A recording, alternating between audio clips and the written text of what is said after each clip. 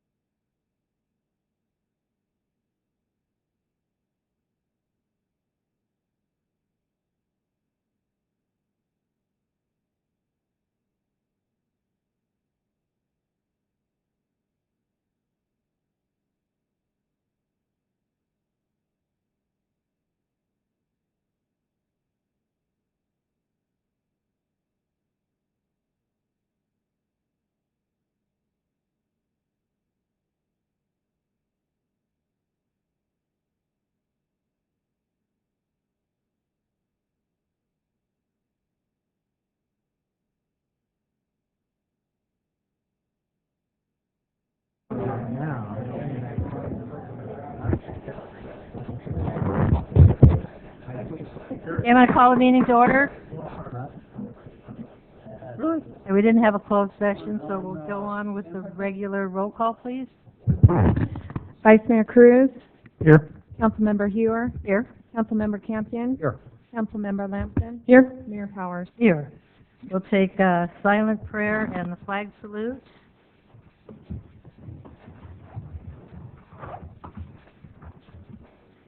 I hope that you will include in your prayers today everyone that's fighting all the fires all over California.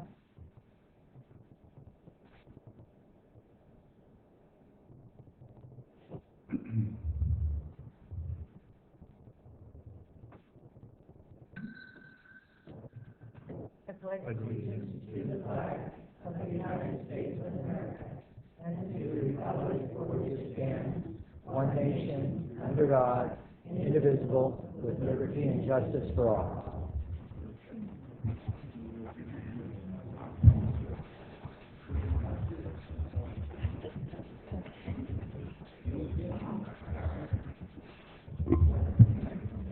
I don't have the video statement.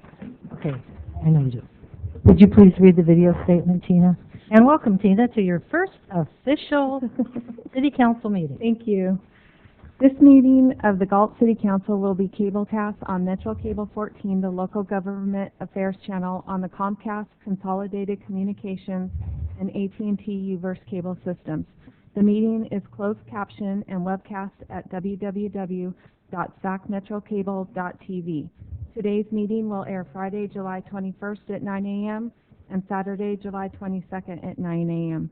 The City Council meeting videos are also archived on the city's website at www.ci.galt.ca.us. A DVD copy is available for checkout from any library branch. Thank you, Tina. Well done. Is there any agenda approvals, additions, and/or deletions, Council? Okay, then we'll go right on into the presentations, and the first subject is Emily Boyd's going to introduce our new Information Technology Manager. Good evening, Mayor Powers, members of the Council. Mr. Marlin, would you step up here, please?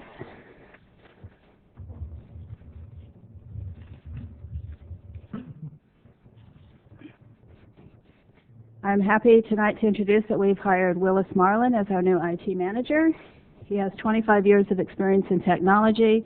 His experience includes designing robots, installation and maintenance of law enforcement, mugshot crime scene systems, and managing school districts' technology departments. He and his wife Shannon live in Discovery Bay, and they have one son who lives in Mesa, Arizona. Later this month, they will be celebrating 29 years of marriage and 39 years of being together since they were in high school. When not immersed in technology, Willie is a family man and an avid outdoorsman who enjoys fishing, hunting, boating, camping, four-wheeling, and the ultimate quest, prospecting for gold. He actually has a claim. We believe Willis is a great addition to our team. Want to say a few words? Thank you for the introduction. I'm looking forward to the challenge, as I spoke with Eugene earlier today, there's definitely a challenge, and I enjoy the challenge, and that's kind of what we're here for, making sure that we can bring Galt into the 21st century with emerging technology and existing and current, and providing that service out to the different departments within the city. So I'm looking forward to being on board. It's been a fun 3 weeks so far. Well, welcome aboard. We're glad to have you. Thank you.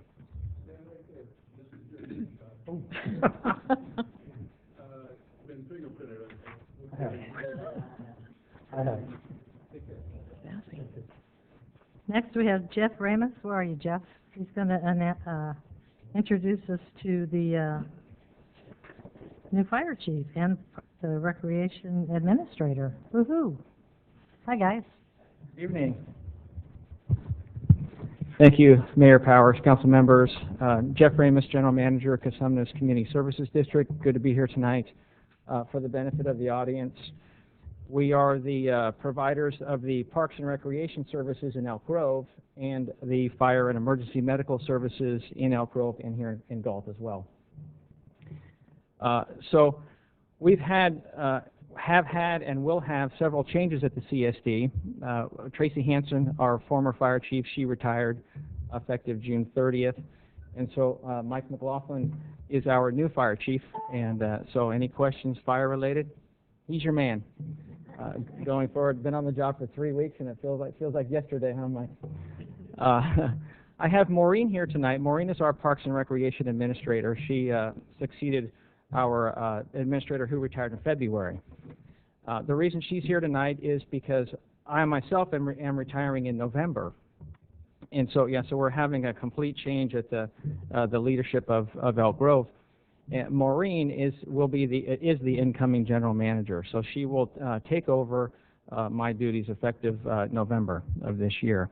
So we wanted to introduce our new staff and fire chief and general manager. We've enjoyed a great working relationship with the city of Galt, and I know that will not change. We will continue to work great together. And as a matter of fact, I think on Thursday, council members, you're all invited to our training facility.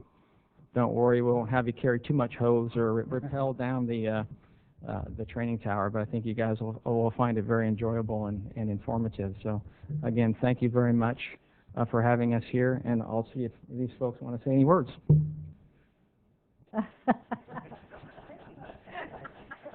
Actually, yes, I would like to say I'm very much looking forward to working with you and your staff going into the future. I enjoy my time at the CSD already in the matter of a few short months, and I'm looking forward to a very long future with them. And so, thank you. Thank you for having us this evening. And welcome. Thank you. Good evening. It's truly an honor. I've had the pleasure of working with the Kasuna CSD with the fire department for the past 3.5 years. So while I'm not native to the community, I am in-house and have the familiarity of working with many of you over the past several years. I'm very fortunate. I feel truly blessed. I feel like I've won the lottery to be able to be a part of this community and be a part of this organization, and I look forward to the years to come. And I'm sorry, Maureen, I guess since you'll be my boss, I shouldn't have made her speak first. So. But anyway, I very much look forward to seeing you on Thursday. I look forward to the years we have ahead in the development of wonderful things together. So thank you. Welcome. Your picture alone. Welcome.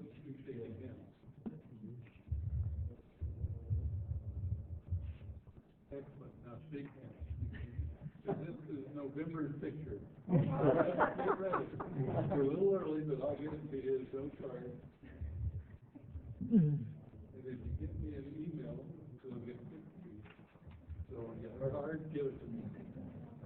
Yours too, if you know one. All right. Congratulations to Jeff on your retirement. Thank you. Yes. Thank you. We're going to miss you. But we'll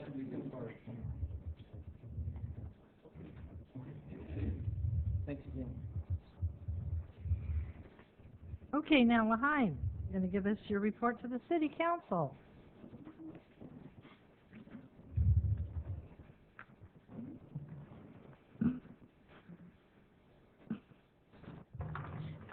My name is Angel Morgan, and I'm the secretary to the board for Lahaim of Galt.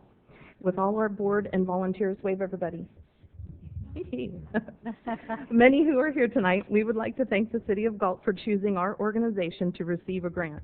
Lahaim has been helping the needy since 2005, but our founder, Gloria Stemler, has been doing it far longer.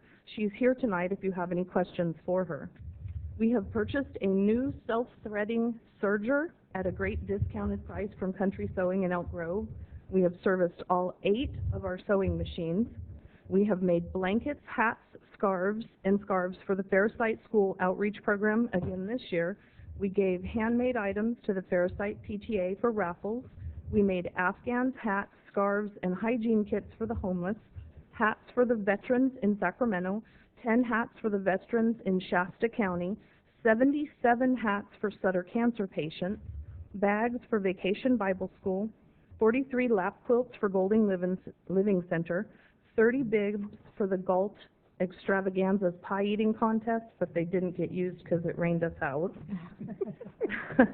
8 adult bibs for Meals on Wheels.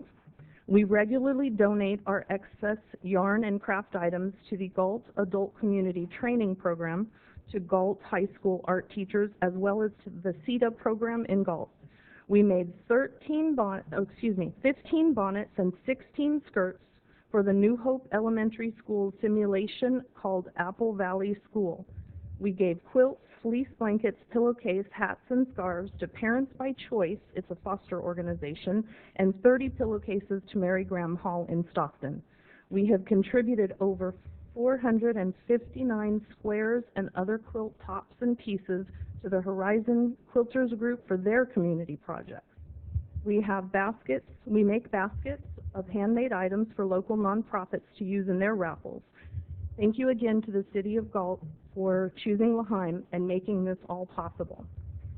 The city has asked for new projects, something we have not done before. And this has stumped our volunteers and board alike. We sew, we quilt, we crochet, and we loom.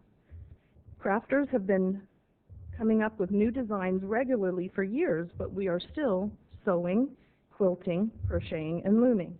L'Haim did not apply for next year's grant because we heard what you asked, and as we sat around our board table amid fabric, thread, and yarn in a rainbow of colors and hues, we had nothing new to add. L'Haim has been serving our community in what we do best.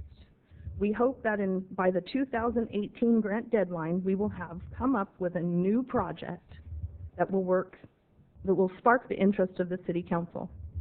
L'Haim has many hearts and hands working toward our community goals, so I would like to introduce you to Melody Lamson, our board president.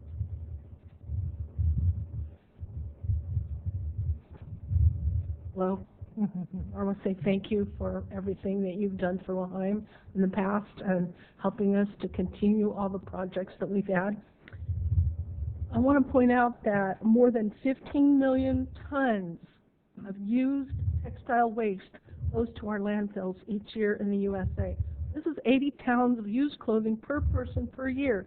It costs taxpayers $45 per ton to dispose of it. The breakdown of used textiles in landfills significantly impacts greenhouse gases. This breakdown from one household is comparable to driving one modern car 6,000 miles. I could quote statistics all day, but I'm not here for that. I'm here to tell you that L'Haim makes a difference. Right here in Galt, the idea of L'Haim is spreading. L'Haim has linked up with at least 3 churches in the area, the Latter-day Saints. They do a lot of fleece blankets. St. Joseph's, which bring us toiletries, and we make the bags to put them in for homeless. And specifically, that is the Daughters of Isabella through St. Joseph's. And Horizon Church puts together quilts for us. We do the squares and provide the fabric. They actually assemble the quilts, and we put a quilt on every bed at the drug rehab program in Herald, River City. We're also making quilts now for hospice. We've done over 100 bibs for our own convalescent hospital for when people can no longer feed themselves. You don't have to change their clothes anymore. You can just take off a bib, throw that in the wash. It saves a lot of time and trouble for the people that work there. The Lodi Quilters Guild will soon join forces with us, and people come from all over Sacramento to visit L'Haim. We have a reputation. We're getting out there, and they even come from out of state, and we've even had people as far away as Lincoln, Placerville, just to come here to see L'Haim. In our own little way, L'Haim is helping to put Galt on the map, whether it's through recycling fabric or yarn, whether it's getting people to work together for the good of not just Galt, but for the good of people. L'Haim is proving that we can make beautiful things out of stuff that normally gets thrown away. And that quilt, that's why we brought it, because that's an example. That's our latest one. Everything on the top of that quilt would have been in a trash heap because it was scraps and mill ends. The inspiration fabric was literally mill ends. But they just those people just throw that stuff away. We happened to get it. It was great. So, anyway, thank you so much.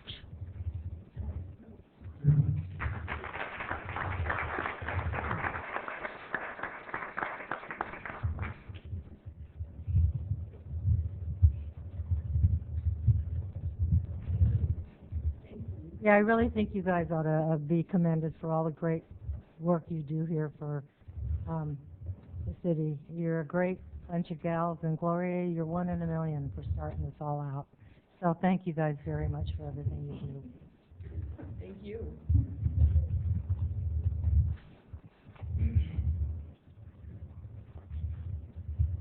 Okay, we're at public comment. Do you mind reading that, please? Under Government Code Section 54954.3, members of the public may address the council on non-agenda items. Speakers may address council on any agenda item during consideration of the item.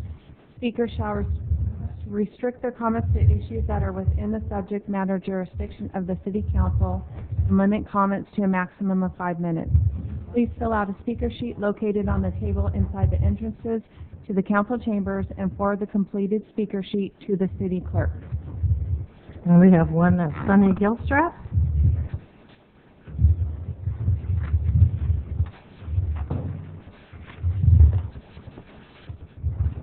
And can you just restate your name, please, and say you live in the city of Galt? Or... Yes, Sunny Gilstrap, and I live within the city of Galt. Thank you.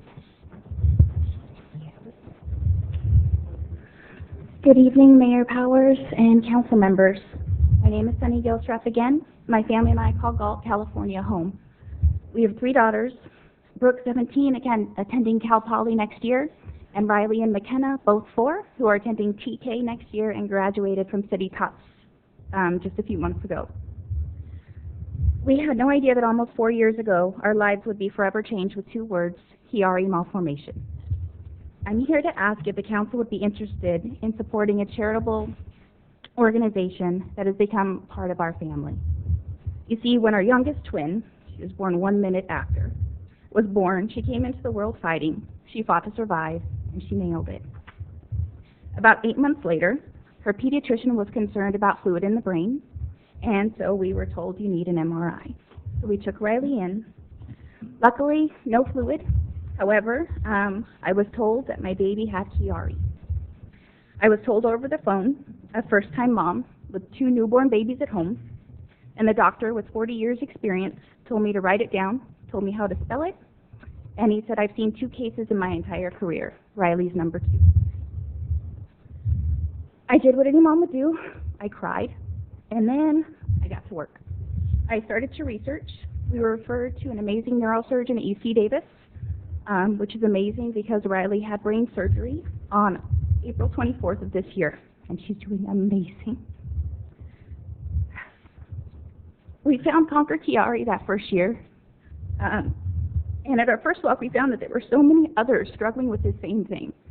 And we found that we were a story of hope, because most people went 20 years without a diagnosis. My baby was diagnosed at 8 months old. She is their hope. She's the hope for their children. So, our first walk, we found so many people, and unfortunately also found out, even talking to our own doctors, most people in the medical community don't even know how to pronounce Chiari. We would like to be a part of changing that. Last year, I was able to organize the local walk. It was held at Elk Grove Regional. We had over 150 people last year. We're expecting over 200 this year. We currently have Lodi Health, B&W Drilling, F&M Bank, Gladiator School, Alpine Orthopedic, Woodbridge Fire, and the Rotary Club of Smith Valley who are sponsoring our walk this year. We're thankful to Galt Roundtable Pizza, and on September 5th, please don't cook dinner. Go there, bring in a little ticket. You can catch us on our Facebook page, get some pizza, and 20% of those proceeds will go to Chiari awareness as well. On July 5th, Riley's story was shared in the Elk Grove Citizen and the Galt Herald, discussing her fight with Chiari. Riley is a brain surgery survivor and a Chiari warrior. We're asking for your help in promoting our event to help raise awareness for Chiarians. Nothing is too big or too small. Elk Grove is proclaiming September Chiari Awareness Month. They did it last year as well. We're currently asking the state of California to declare September Chiari Awareness Month in the state of California. We're hoping that the city of Galt will do something in return as well. This is our home. A day, a week, a month, light up some purple lights everywhere, anything. Just to show your support of all of our warriors. And I can tell you this affects 1 in 1,000 people, And we moved into a brand new community here in Galt, and within a month, we found out my baby has it and our next door neighbor has it. So it's out there more than you would think. This will be my family's 4th year walking with Team Riley Rue and all others suffering with Kiari and her amazing superhero captain, McKennamu, her twin sister and her current best friend. I've been honored to meet so many people, like I've said, with Kiari. I've brought all of the pertinent information for this year's event. I've given the paperwork already. And as you can see, there are some pictures, some flyers, and you can see Riley there too. She's kind of cute, kind of usually helps people to say yes. And I'd like to just say thank you very much for allowing us the time to speak and to talk about Kiari and get the cause out there. Thank you. Thank you, and I'm sure the council will have no problem with getting a proclamation out for you for that month. Thank you. And for that day. Thank you. Correct, council? Can you tell us what happens if it's not treated? There is no cure for Kiari. Surgery is an option for some. We were hoping that Riley could wait until she was a teenager for hers. However, unfortunately, the flow in her brain was so bad that they needed to go in very quickly. So I know people that have had 20 surgeries and still are feeling the effects. It just depends. And the side effects range from migraines, immobility, sometimes paralysis if it's not caught in time, because basically your skull is too small for your brain. So Riley's brain extended out of her skull and touched her C3 vertebrae. So that can impact a lot of your daily functions. You wouldn't know it if you met her. She'd be jumping up and down right here. But that's all that she's known, so she's fighting through it. Thank you very much. Thank you. Thank you.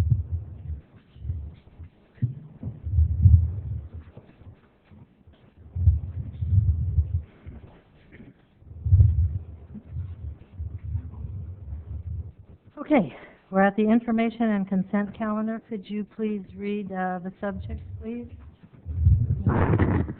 Item 1, minutes of the regular meeting of June 20th, 2017.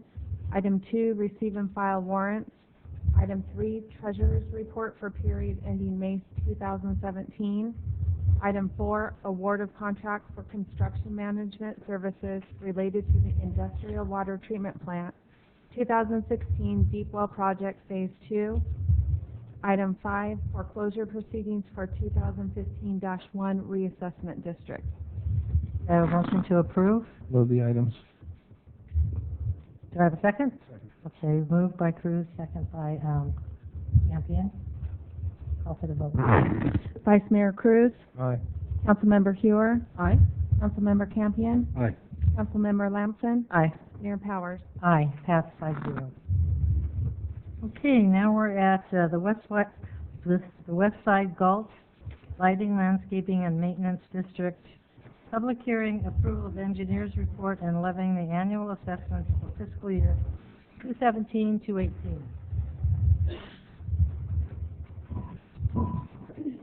Good evening, Madam Mayor and City Council. This is the set time and place for our annual public hearings on all 3 of the city's lighting and landscape districts. It is a prescribed process under state law to continue collecting the assessments through the property tax rolls. And engineers' reports that are attached to your packet and available to the public outline the various revenue sources and expenditures and how those are attributable to each parcel within the district. We're going to, at your pleasure, provide a brief PowerPoint that will cover all 3 districts, and then would recommend that you individually open and close a hearing for each of the 3 districts. Okay, perfect. And Mr. Bill Forrest will make the presentation tonight. Thank you. There we go. Good evening, Mayor and Council members. Bill Forrest with your Public Works Department. We'll start off with the West Side Galt Lighting, Landscaping, Maintenance District, 1990-2. This is a map of the district. The highlighted segments mostly on the west side, as indicated, with a couple of parcels on the east side of the freeway. There were no new annexations or of properties or subdivision of existing properties within the district in the past fiscal year. The assessments are fixed, have not changed since the district's inception in 1990. The typical assessment for a single-family residential parcel, it ranges, depending on what district it is and the size of the parcel, anywhere from $36.62 to $221.80. Again, depending on which benefit zone the parcel lies. The Northeast Galt Landscaping Line District. The map is a little hard to see, but this kind of golden highlighted area in the northeast area. There were 2 annexations of property, and one of those annexations further subdivided into 2 parcels. The assessments per parcel are again fixed. This is the west side and northeast area have not changed since the district's inception in 1990. Typical assessment for a single-family residential parcel ranges from $51.70 to $301.85, again, depending on what benefit zone and the size of your parcel. Lastly, Landscape Lining District number 3. We had 1 annexation and subdivision. It was a 2-lot parcel map at the northwest end of Poplar Street, and includes the newer subdivisions that have been developed since 2005, Schmidt Ranch, Creekside 3, Creekside 4, Creekside 2 Unit number 2, and a small parcel at the corner of Cost and First called Legacy Estates. As mentioned, there was the 1 annexation and subdivision of the property at the end of Poplar Street. Unlike the other 2, the district number 3 allows a provision for the assessments to be modified based upon a consumer price index, and the minimum increase per the engineer's report is 1.5%.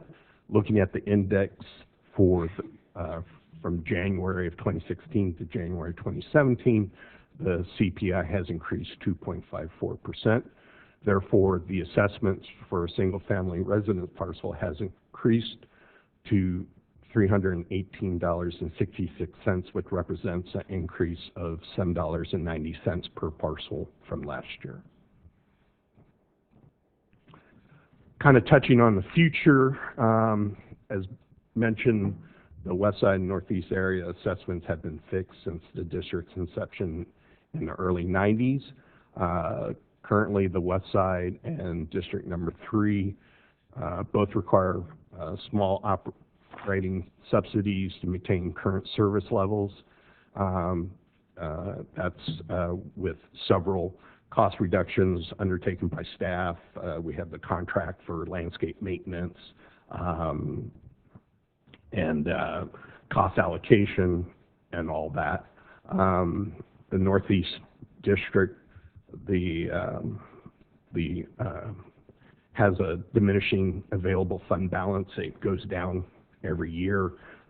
It still has some money in it. I've been doing the engineer's reports for 10 years, and for about every 10 years, like, we can make it, we can make it. And again, we've made it. Staff are developing recommendations regarding the future, what will be the optimal type of district to provide these services for the existing districts, as well as the future areas of the city that will be developing in the near future. And there's several options there, and so, like I said, we're exploring with the help of consultants. Just so you know, any proposal to increase the assessment would require a formal balloting process, going out to the affected parcels and having them ballot as to whether they agree or not agree. So that's something to, again, consider in the future. If we're going to stick with the existing L&Ls but increase the assessments, we will have to go through that process. As outlined, we'll be conducting separate hearings for each of the 3 districts. We'll be going in the opposite order of what's indicated. We'll start with the public hearing for the west side, then proceed to the northeast, and then lastly, district number 3. And after the public hearing, each adopt a resolution approving the engineer's report and the levying of assessments for fiscal year 17-18. That concludes my presentation. If you have any questions. So we have quite a few homes that are not in any district. Fair amount, yes, How ma'am. many would you estimate?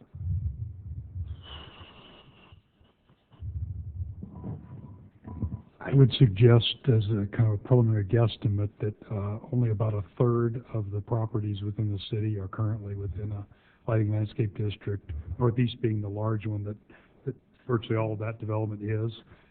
West side, as development continues, the district number 3, as development continues to occur, if we continue to put new development into number 3, would continue to grow.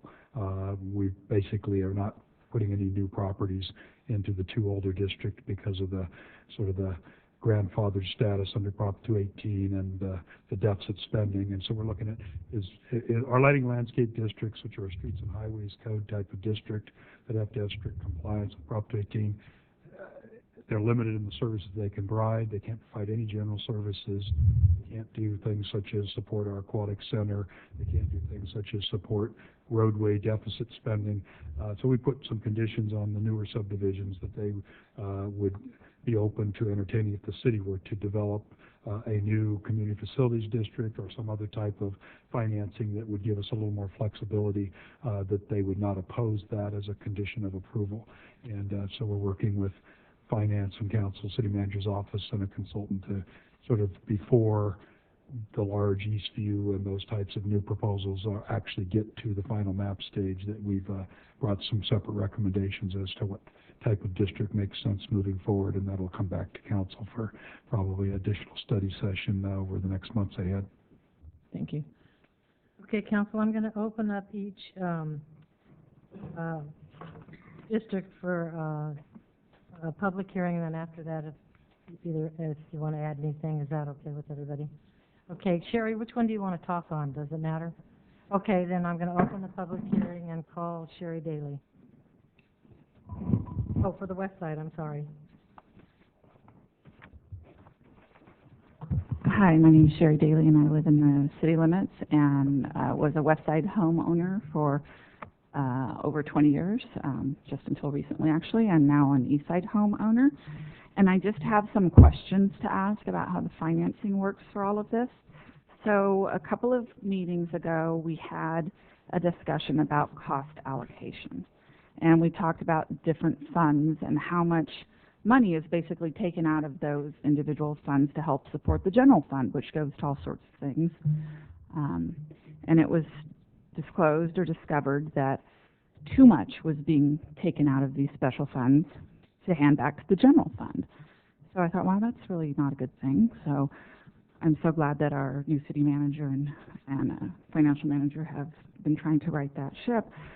But when you go back and look at it, it particularly impacts these funds. I mean, the northeast area was charging almost $18,000 too much back to the general fund. That's straight out of taxpayers' money that we get on our tax bill. And then almost twice the amount that the west side district should have gotten. This cost study, which is an objective source, came out and looked at it and said, no, the cost should have been about $35,000, and yet the city was collecting $68,000 out of that special tax fund to go back to whatever the city wants to spend it on. And then district number 3 was hit 3 times as much as it should have been having allocated back to the general fund. So I guess my question is, how long has this sort of overcharging been going on? This rationale that there's this rapidly depleting fund. It's rapidly depleting for a reason, it appears, because there were some changes to money that kept being taken out of what should have been for the lighting and landscape districts. And the district that I live in, we've got, and I'm not criticizing staff because they have a diminishing budget. They're cutting costs to keep up with how their fund operates. So I've got broken curbs, a car went through a curb and crashed into a big giant plant. It's been that way for months. And I get it. There's just not the budget there to take care of it. So I would just like an explanation of how we got here and how the taxpayers get paid back. If that money was taken from funds that were supposed to go to lighting and landscape and put back into the city's general budget for things that I feel the taxpayers didn't ask to be taxed for, then we should know how that happened. And we should know how the taxpayers are getting that money back, not how our services are going to be cut back continually to take care of this rapidly diminishing situation. So I would like to thank our city management for taking care of this. I would like to commend council members who have who are fiscal conservatives and understand that when you take money from what was allocated for taxpayers to pay for things we need, like our landscaping that affects our home values, and give it somewhere else, that affects us, and that needs to be taken into consideration when decisions are made. Thank you. Okay, is there anyone else? Want to fill out a sheet, please? Are you speaking on the West one? Okay, all right. I'm sorry. Sorry. It's really good to hear somebody else, Sherry, for doing that. She ought to run for city council next time we got. That's very important what she just got to telling you. Well, that was a good promo for 2 years from now, but okay. Now, anyone else want to speak on West Side? Okay, so I'm going to close that. Council? Okay. Going to the northeast side, open for public comment. Anyone? Anyone? Okay. We'll close that one. Council, anything? Okay, and then district number 3, I'm going to open for discussion. Dan, when did you want to speak? Just at the end or what? Did you want to speak? Not on this subject now. Oh, okay, sorry. All right. We'll close that, council. Okay, so do we take each of these separately? Yes. All righty.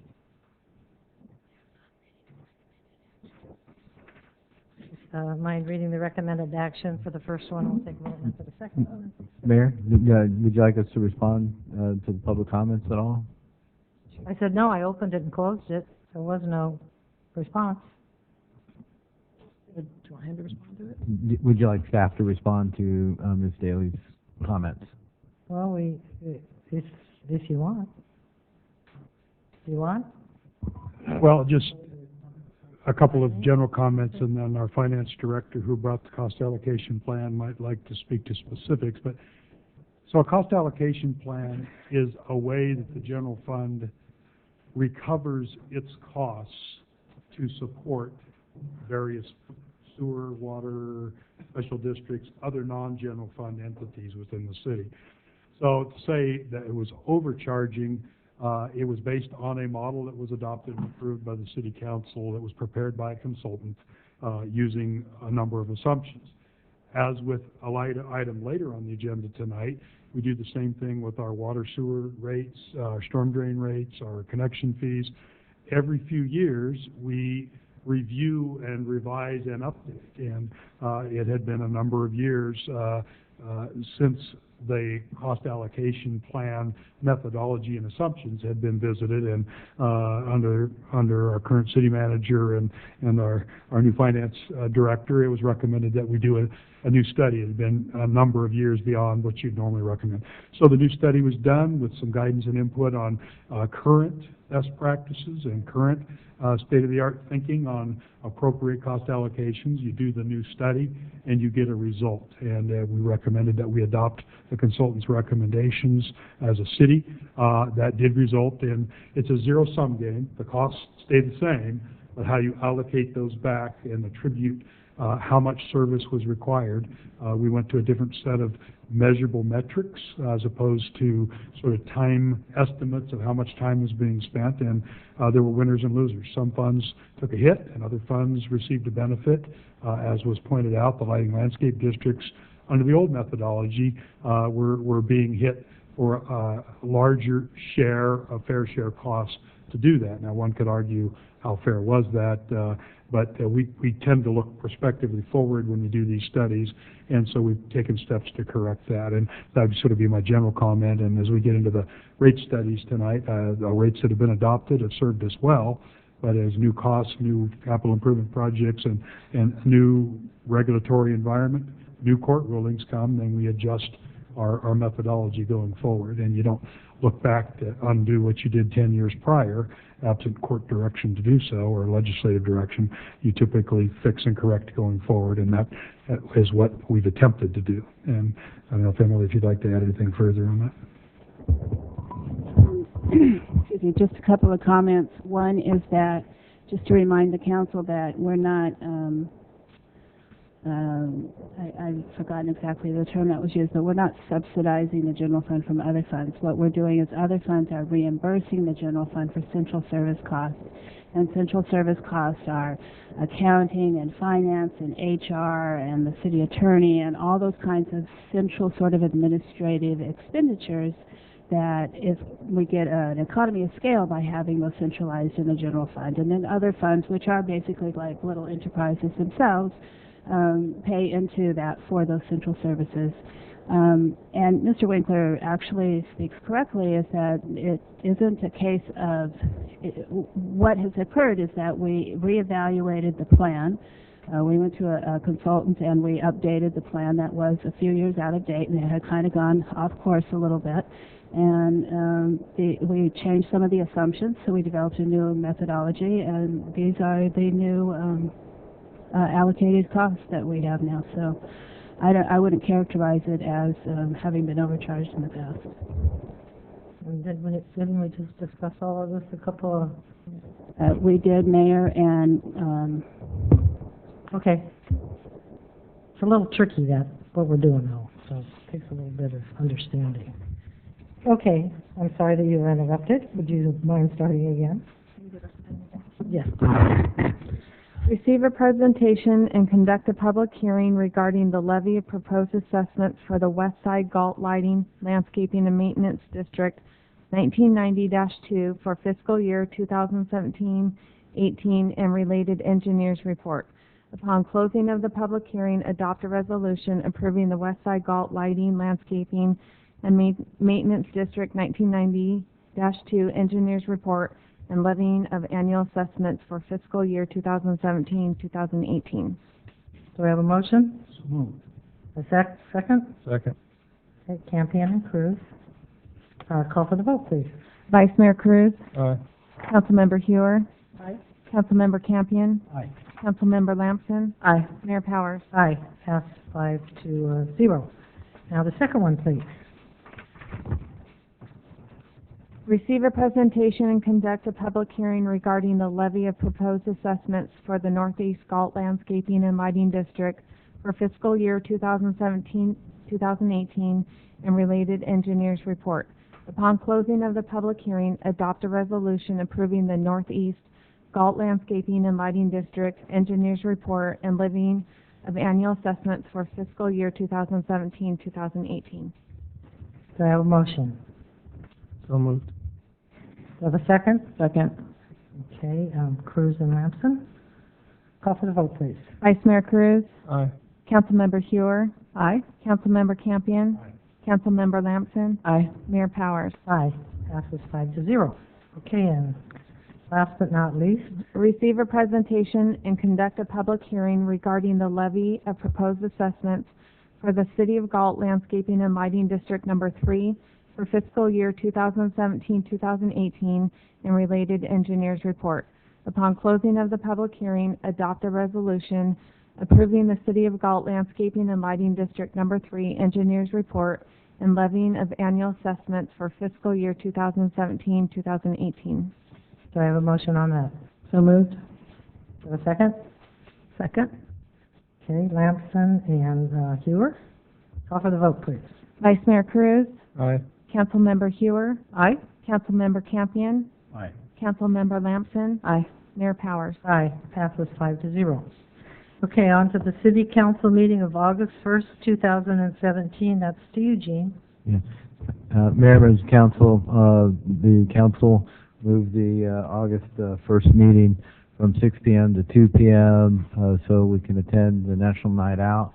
In review our agenda items for that meeting, we only have a couple items that can be moved to the second meeting in August. So staff's recommending that we cancel that meeting for that day so we can come focus on our National Night Out. Good idea. Do we need a motion for that, correct? So moved. Okay. Second. Okay, Lord, Hewer and Cruz. Call for the vote, please. Vice Mayor Cruz, Aye. Councilmember Hewer, Aye. Councilmember Campion, Aye. Councilmember Lamson, Aye. Mayor Powers. Aye, pass 5-0. Okay, what we've all been waiting for, the Public Works Wastewater Cost of Service and Rate Study Workshop. That's to you, Mr. Wynn. Madam Mayor and council members, we're bringing to you tonight first in a series of what will likely be several study sessions, workshops to look at the city's costs of service to provide wastewater in a changing regulatory environment, as well as to look at what future rates will need to be to remain fiscally solvent and with adequate reserves. Tonight's workshop is first of sort of two workshops, and it will look at the user costs and user rates that are necessary to fund the recent $26 million of engineering and upgrades that have been done at our wastewater plant to meet regulatory upgrades. It didn't really create any significant additional capacity at the plant. It was to keep operating without having to reduce our capacity or go into either fines or moratoriums on future buildings within the city. So that's later in August, tentatively, we hope to bring to you sort of the other bookend, which is, and what should new development cost be? And typically that's done through connection fees as new development occurs. So that's sort of the other end of the study that Ralph Tellis, our consultant, is also working on for the city. So we'll be releasing that information in the weeks ahead.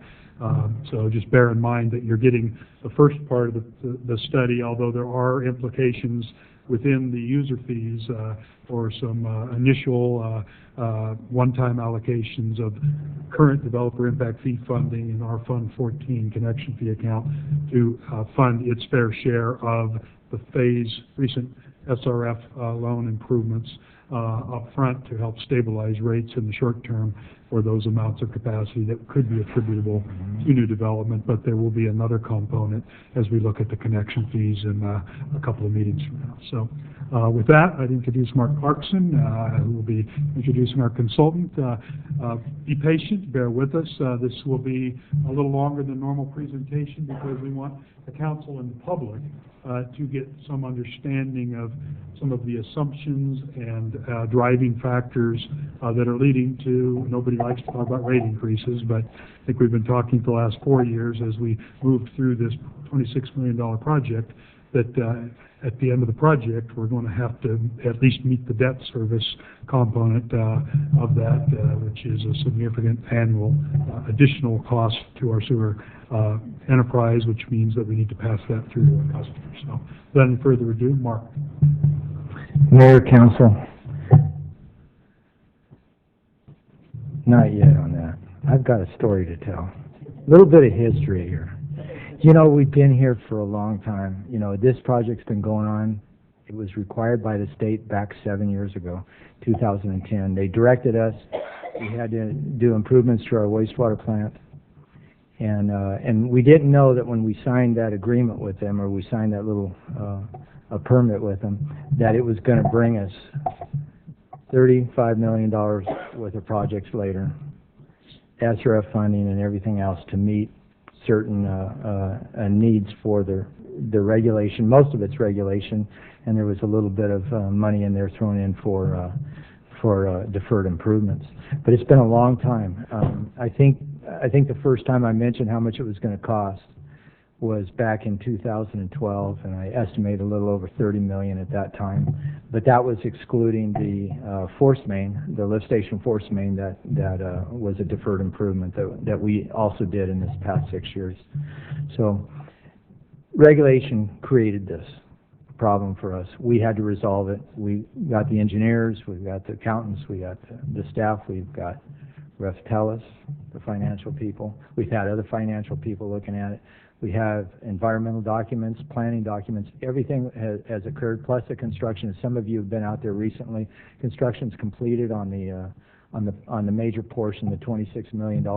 We're doing a $4 million project now to reduce arsenic in our treatment process. But all of that, at least $30 million, is related to regulatory issues. Back about three and a half years ago, the council, the city approved going forward and getting a loan from SRF.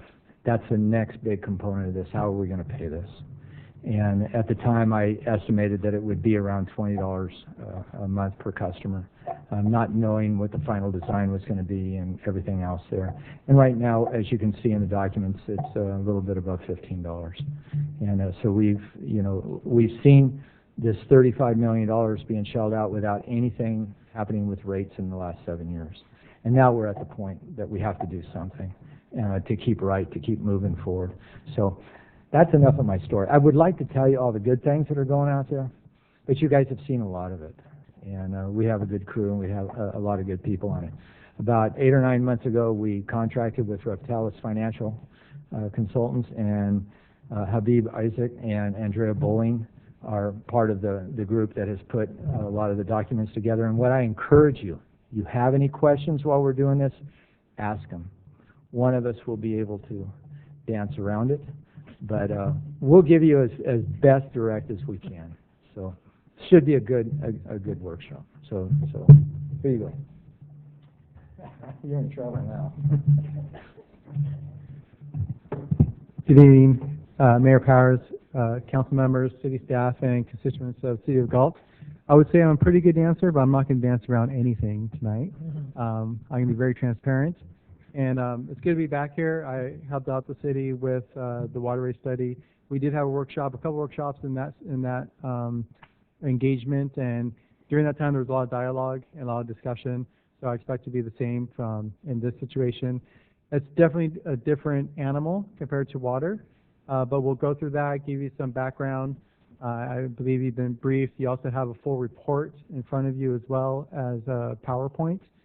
And with that, I'll go over some of the primary objectives and drivers of this project.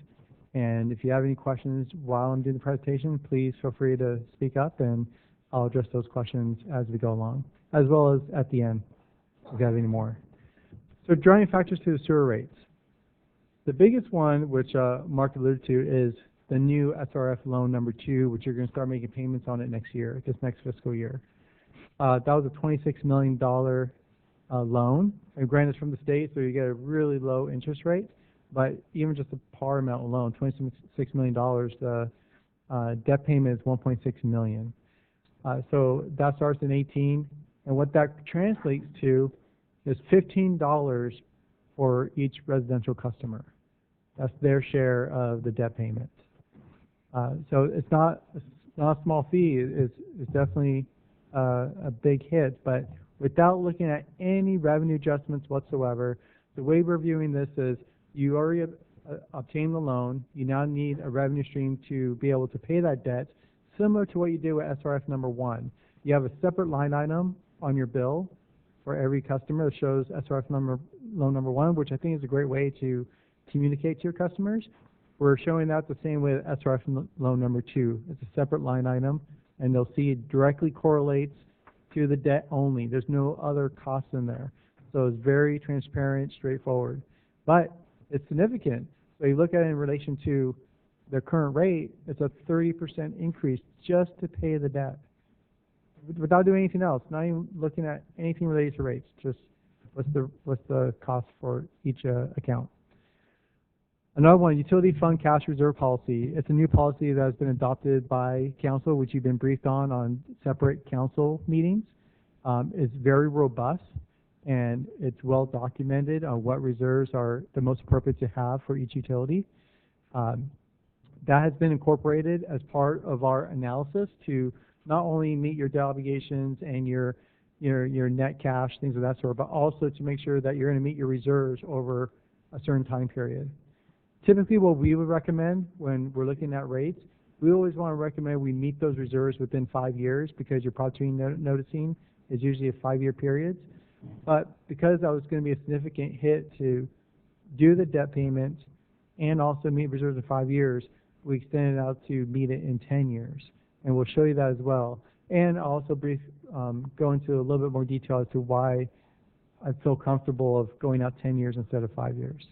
Is there already a question? Yeah, there's a question. I met with staff yesterday, actually, and we were I'd asked a question regarding each one of the reserves that are identified in your study. You identify each one of the reserves, but you don't have a dollar amount or necessarily a percentage. So I was wondering whether we had that information available at this time or some other appropriate time. And I guess the other question is, and this is again in discussions with staff, based on the debt or the reserve requirements, that ultimately has an effect on the rate. Is that correct? Yes. Okay. And so then my next question was, and that was the reason for asking what the minimum amounts were for these reserves, sure, is that maybe council would, maybe not tonight, but at another meeting, look at what, if we wish to revise these reserve policies in terms of what that number is, I think maybe we should take that opportunity. We approved the reserve policy prior to knowing how that ultimately affects, this survey itself and what the ultimate rate would be. Now, maybe we don't make any changes, but I think it's at least worth looking at. And I would just ask council to consider agendizing that for another discussion.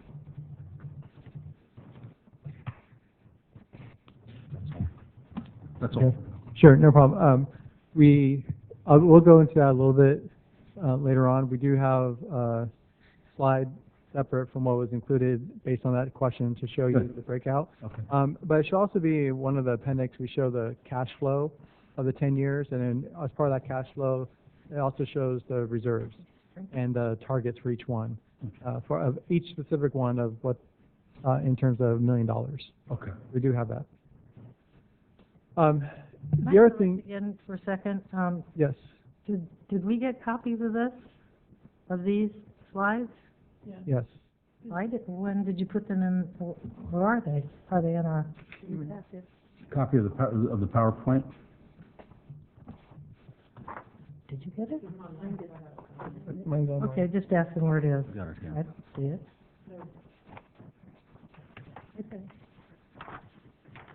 Okay, hold on. Oh, okay. That's the executive summary. Okay, I'll find it. Slides will be after the consultant report, so there's some 60 pages of report, and then should be your slides. I don't have your packet, Okay. All right. There you go. I got it. And while we're on that, Councilmember Campion, since you asked that question and we're on that question, let me just give you some general numbers for you. Sure. So for the debt reserve combined for the both debts, it's 2.7 million is the target. For the capital reserve, it's 1.7.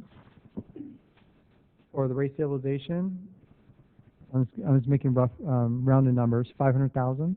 Yeah. And for the emergency, it's 1.5 million.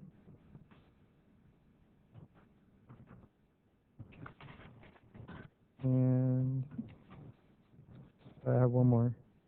And then for the operating, it's 1.3 million. Okay. Okay? Thank you. You're welcome. And in the report also it gives you the basis of how it correlates, how we calculated those reserves based on the reserve policy. Okay. Another driving factor to this, so we have the SRF loan number 2, we have the new reserve policies that we looked at, and then we also have just the updating the cost of service analysis. It's been quite a number of years since you've done the last update. So then based on that, we update your costs, allocate it based on how the system incurs that cost, and then we allocate that cost to the customers based on the demand they place on the treatment plant. Okay? And then we also have 2 contract customers, and one thing we did with that update, granted it has to be incorporated with part of the contract, because that's separate from Prop 218, because it's agreed upon, but we also incorporated that what their share of each loan is, based on the volume they generate to the treatment plant. So they're also paying their fair share of cost of each loan. So we recommend that that portion gets incorporated to a new agreement with those contract customers. Could you repeat that again? I'm sorry. Sure. The contract. The contracted customers, we also allocated a fair share of the 2 debts to them as well. Okay. Which needs to be incorporated with the next agreement with them. Maybe for the public's benefit, our 2 contract customers are California Department of Corrections, which has the large regional training center located just outside the city. They receive sewer service from us. And the other contract customer, pending annexation, is the Liberty Ranch High School in Estrelita. So with those driving factors, what I'm now showing you is what is the effect on rates to each of the customer classes. So what you see on the, starting with the left columns, you see the customer class, you see the existing charge, and then we also kind of built up the cost. Then we show what is the charge with SRF loan number 2 included. And as I mentioned before, that's a $15 increase before we look at anything else. And then our proposed fixed charge for single family and multifamily, you'll see it's just $1.30 more. So that $1.30 more is related to just additional revenue needed for the city's operations, you know, capital costs, reserves, things of that sort. So in the grand scope of things, the city has your ship in order. The $15 is a new debt that you need to fund, and then another $1.30 just to, you know, kind of ongoing, you know, keep up with expenses, essentially, and the new reserve policies. And then with the variable components, as for non-residential, you'll see the existing range from 322 to 349. With the SRF loan number 2, one thing we do with commercial is their fair share of each loan is put on their variable component, because it's more fair to charge them that way in relation to the accounts that are within that customer class. Think about, say, you know, a small coffee shop versus a restaurant. Is it fair to charge both of them a flat fee, or should it be a function of how much they contribute to the treatment plant? So that's how you did it before with your SRF loan number 1, and we agreed to that, and we did it with SRF loan number 2. Because it makes sense. It's more fair within the customer class, those accounts. So with those 2, and plus the slight adjustments, you get up to about $5.79. So it's less than $1 increase from where you need to be with the SRF loan number 2. Okay. And one thing you notice, we also are looking at non-residential into 3 categories of low, medium, high. And what that is based on the strength concentration of the flow. Different establishments contribute different types of effluent to the treatment plant that requires a higher demand on the system. For example, if it's just a single-family home or hotel, things of that sort, is very different than a restaurant. So we take that into account. It also gives the city more flexibility when new customers come online, how to classify them in relation to what's the expected amount of demand that's going to come to the treatment plant. Excuse me, did I read in the report somewhere that there would be an analysis done on different types of users in order to come up with this classification, or is this going to be a prescribed by use type? It's by use type. It's by use type, so it's not based on their actual loading or anything like that. Well, that could be special circumstance. Like, there's a unique type of use that's coming online that hasn't been in the city, then that's where the city can determine what's going to be the most appropriate classification for them of low, medium, high. But if it's like a restaurant, things of that sort, you already have those. Those are on the high side. They'll be classified accordingly. Okay. Okay. Thank you. Yeah, and the basis for this, we looked at, typically what's done is you look at the State Water Resource Control Board. They have the amount of concentrations of parts per million of bio-oxygen demand and total suspended solids.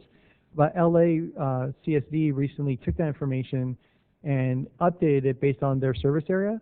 And they have a very significant service area, a lot of data points. So now the industry is using that as a source for updating the concentrations besides the State Water Resource Control Board. It's still the same use types, but now more up-to-date information. And at the end of the day, a laundromat in LA is the same type of output as a laundromat here. So it's a good basis to use moving forward. Yes. Go back one slide. Yes. So am I correct? Like, if you look at the very end, the right, the residents would be paying $82, but maybe the high non-residential, like Liberty Ranch, would only be paying $13.71 total? On the far right. You're on the far right. That's in year 5. Oh, whatever year, but yeah. So it goes up to. Well, the residents are paying 82. Like a high school or someplace like that's only paying $13. Yeah, that's just the fixed charge. So the residential customers, because their flow is very constant throughout the year, there's not really many peaks compared to like the water. All they get charged is the flat rate. They don't have any additional charge for the amount of flow that comes from them.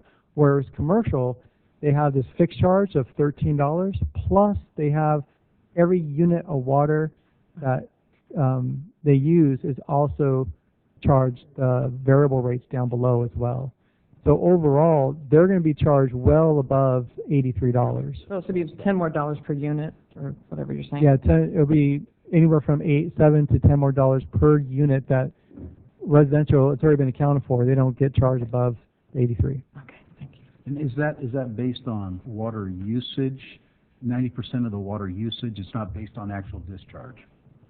Yeah, because discharge isn't actually metered. Right. So you do go off of the water usage. When we do the analysis in determining how much cost should be allocated to non-residential, we take a 10% reduction from their water use to say that around 90% goes to the treatment plant. But then when we calculate the rate, we assume all units of water, so you don't have to go to each in your billing system to cut it off at 90.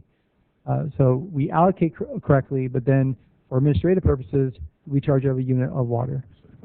Okay?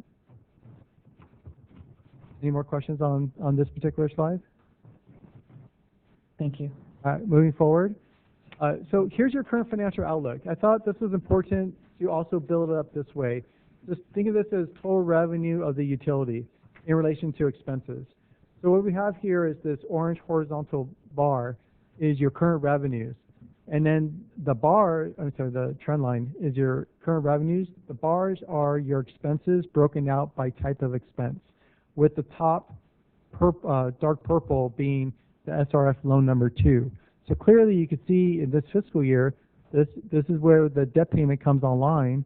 And if you didn't have that debt come online this year, you would be basically dead on with having enough revenue to cover your expenses. But this is the main driver. What we need that trend line to be over that dark purple bar. Now, this next slide shows what if we only include the SRF loan number 2, that $15.25. So now with that, here's the revenue that you generate, and you'll see that you're still a little bit under that bar. That's because expenses of the other categories continue to increase over time just due to inflation alone. So there's still additional revenue that's needed to cover your other expenses, so then that bar goes up. So what this slide is showing you is no revenue adjustments whatsoever, only including a surcharge for loan number 2. So your revenues go up a little bit more compared to the last slide. Okay?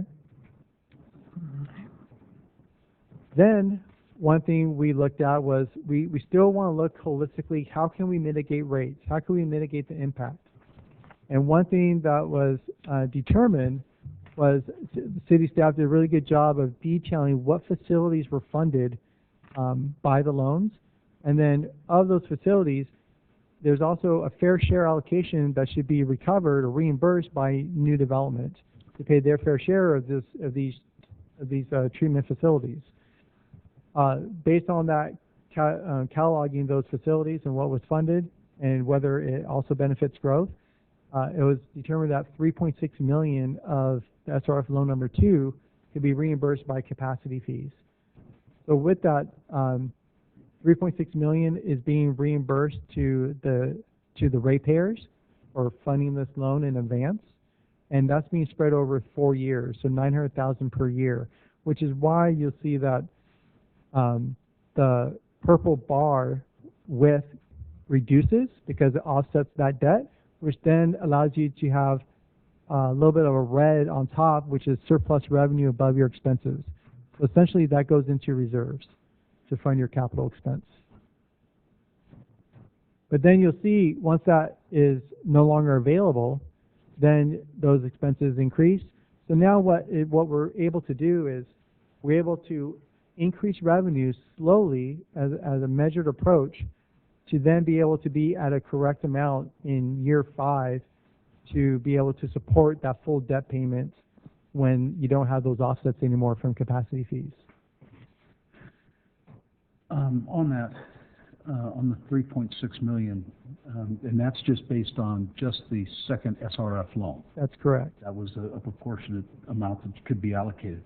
And I've had discussions with staff on this, and I wanted to get your reaction. You know, we have an existing plant there, and we have the infrastructure. We have the lift stations, sure. Pumps, the entire system. So isn't it reasonable to assume that since the ratepayers to this point have been responsible for this entire system, that there also be an offset on future development to reimburse the ratepayer for the existing system that exists today? That's a very good question, and that also is a driving factor to how we're structuring your capacity fees. That's going to be another separate agenda item that we're going to bring forward probably within the next 30 days. And what we're doing there is we're doing a buy-in approach to the capacity fees, so then new development is buying into the system because of these improvements that have been made. So they'll be paying for their fair share of costs based on the assets you have in the ground today. And then that could be used to continue to provide the same level of service to them. Would it be possible to use whatever that revenue that is generated to offset the rates as well, or what is the intended purpose of that revenue then? The intended purpose of that is to then fund capital improvements. So you could use that, which essentially could mitigate future rate increases.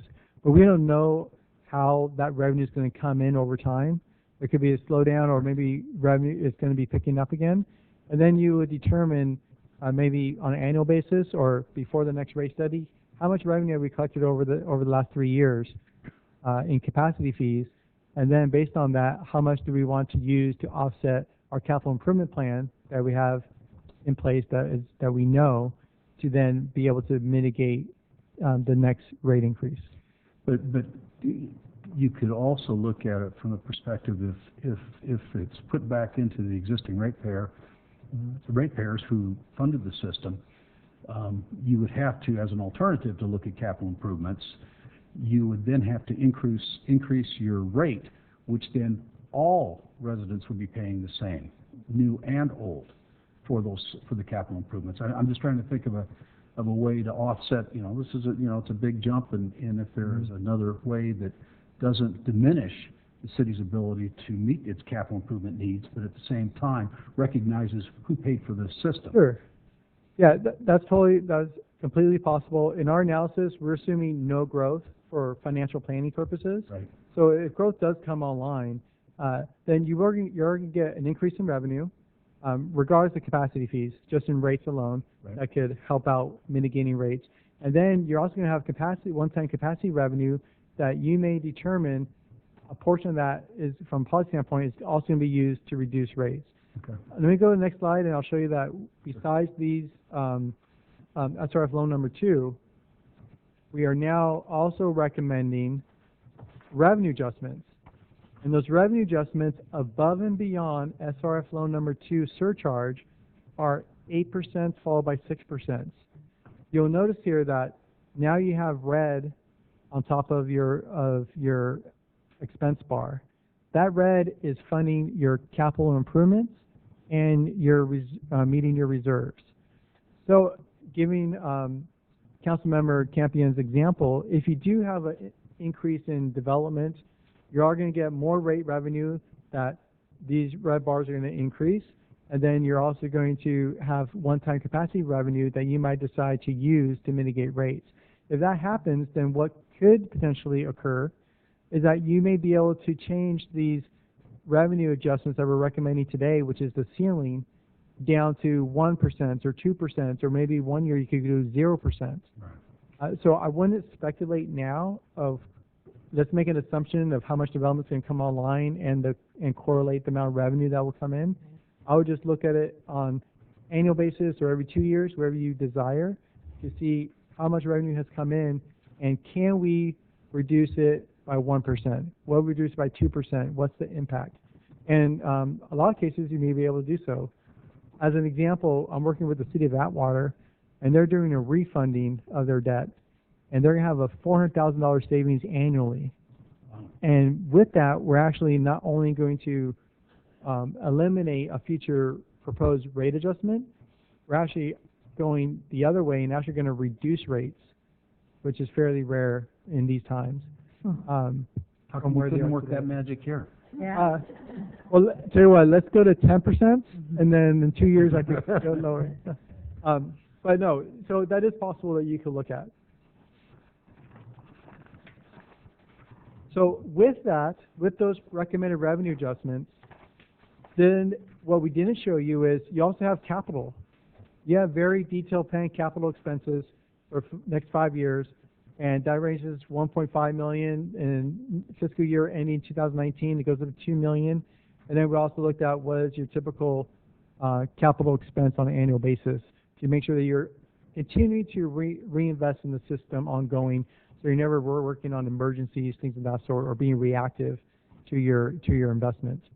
So that's why you have more revenues above your operating expense, because you still have to fund this $1.5 million a year capital expense above and beyond that. And then with that, what that does is then this is your ending fund balances of your reserves. Granted, this is the total reserves, and we do have another slide that I could pull up separately that shows these reserves broken out by each reserve category of how much it makes up this total amount. But the total amount of the reserve targets that I mentioned to Councilmember Campion and the rest of the council earlier, I gave rough numbers for each one. That's what makes up this red trend line. This is your reserve target of where the minimum is. And then you'll notice that with the revenue adjustments, with the SRF loan number 2, you'll see you're over in the first couple of years. You dip down, but that's okay. That's just because you lost that revenue offset of the capacity revenue. But you'll see that you go to a low and then you rebuild back up. I'm not too concerned that you dip down below your target, mainly because sewer rates are very, very stable. It's not like water that could fluctuate dramatically based on usage. With sewer, because you basically charge residential a flat rate every single month throughout the whole year, it ends up being around 85% of your revenue is very, very stable. So you don't have that volatility compared to water. So that's why, even though we typically recommend meeting your reserves in 5 years, I'm okay with it extending out for 10 years. And in this case, it's kind of necessary, so we could get 6% instead of, if not, we would have to do 10% each year. And we want to try to mitigate rates as much as possible, because rates are going up just because of $15 just to start with the SRF loan, okay? Okay, now we show you the financial plan. Now I want to go into rate design. The first thing we do is we know the revenue that you need. This just shows you your revenues by category. We have revenue offsets that we get to use. Then we determine what's your cash balance that needs to be at the end of the year, which is basically your net income. Any adjustments for the fact that when you implement rates, you're going to lose a couple months. So we analyze that. And then we come up with a total revenue that's required from rates, which is $6.6 million. And then that's what we're going to allocate to the different customer classes. So the way we do that is we have customer service, and then we have the SRF loans, and those two are fixed costs. And then we have these variable costs that are more related to the treatment plants. We have flow, and then we have BOD, which I mentioned earlier, that's bio-oxygen demand. And then we have total suspended solids, which stands for TS, as abbreviated by TSS. So what we do is we look at how much is your customer service, and then we already know what your SRF loan payments are. This is the annual debt payment. And then with the variable component, we looked at how does your system operate, and then we allocate that cost based to your treatment plant. And then so now that we have the total cost by cost component, we then are going to spread those costs based on the appropriate unit of service to recover that cost by. So as an example, with first one is customer service. This is somewhat different than water. With water, it was certain costs were spread based on having an account. There was a base fee per account, and then there was a fee based on the size of the meter. With sewers, meter size doesn't matter because it goes down the drains. It's not a function of the size of the meter. So every single customer is charged evenly for customer service. Every customer is getting charged $9.47 in the first year. Think of it as the base fee for having an account with the city. Okay? And that's for customer service, billing, things of that sort. Then we have SRF loan number 1. And because we are need to allocate that cost appropriately to non-residential, our first step is to allocate the cost to each customer class based on total flow. So then everyone's getting their fair share of costs based on how much they contribute to the treatment plant. And then once we do that, we then convert the amount to residential to a flat charge per month. But then we're able to not do it per month for non-residential, and then we could allocate it based on their variable components, their commodity charge I showed you earlier. And then we do the same approach to SRF loan number 2, and you'll see that the percent allocation is the same percentage for each category. So what that means is residential contributes 83% of the total flow to the treatment plant. So then they pay 83% of the debt payment. Okay? And then the flow components. So with flow, what flow means is just total volume. Again, just how much they contribute to the treatment plant.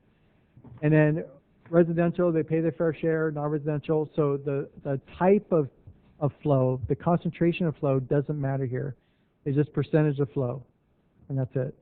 So you see, with percentage of flow, I would go with single family, so around 82%. And then we looked at bio-oxygen demand and total suspended solids.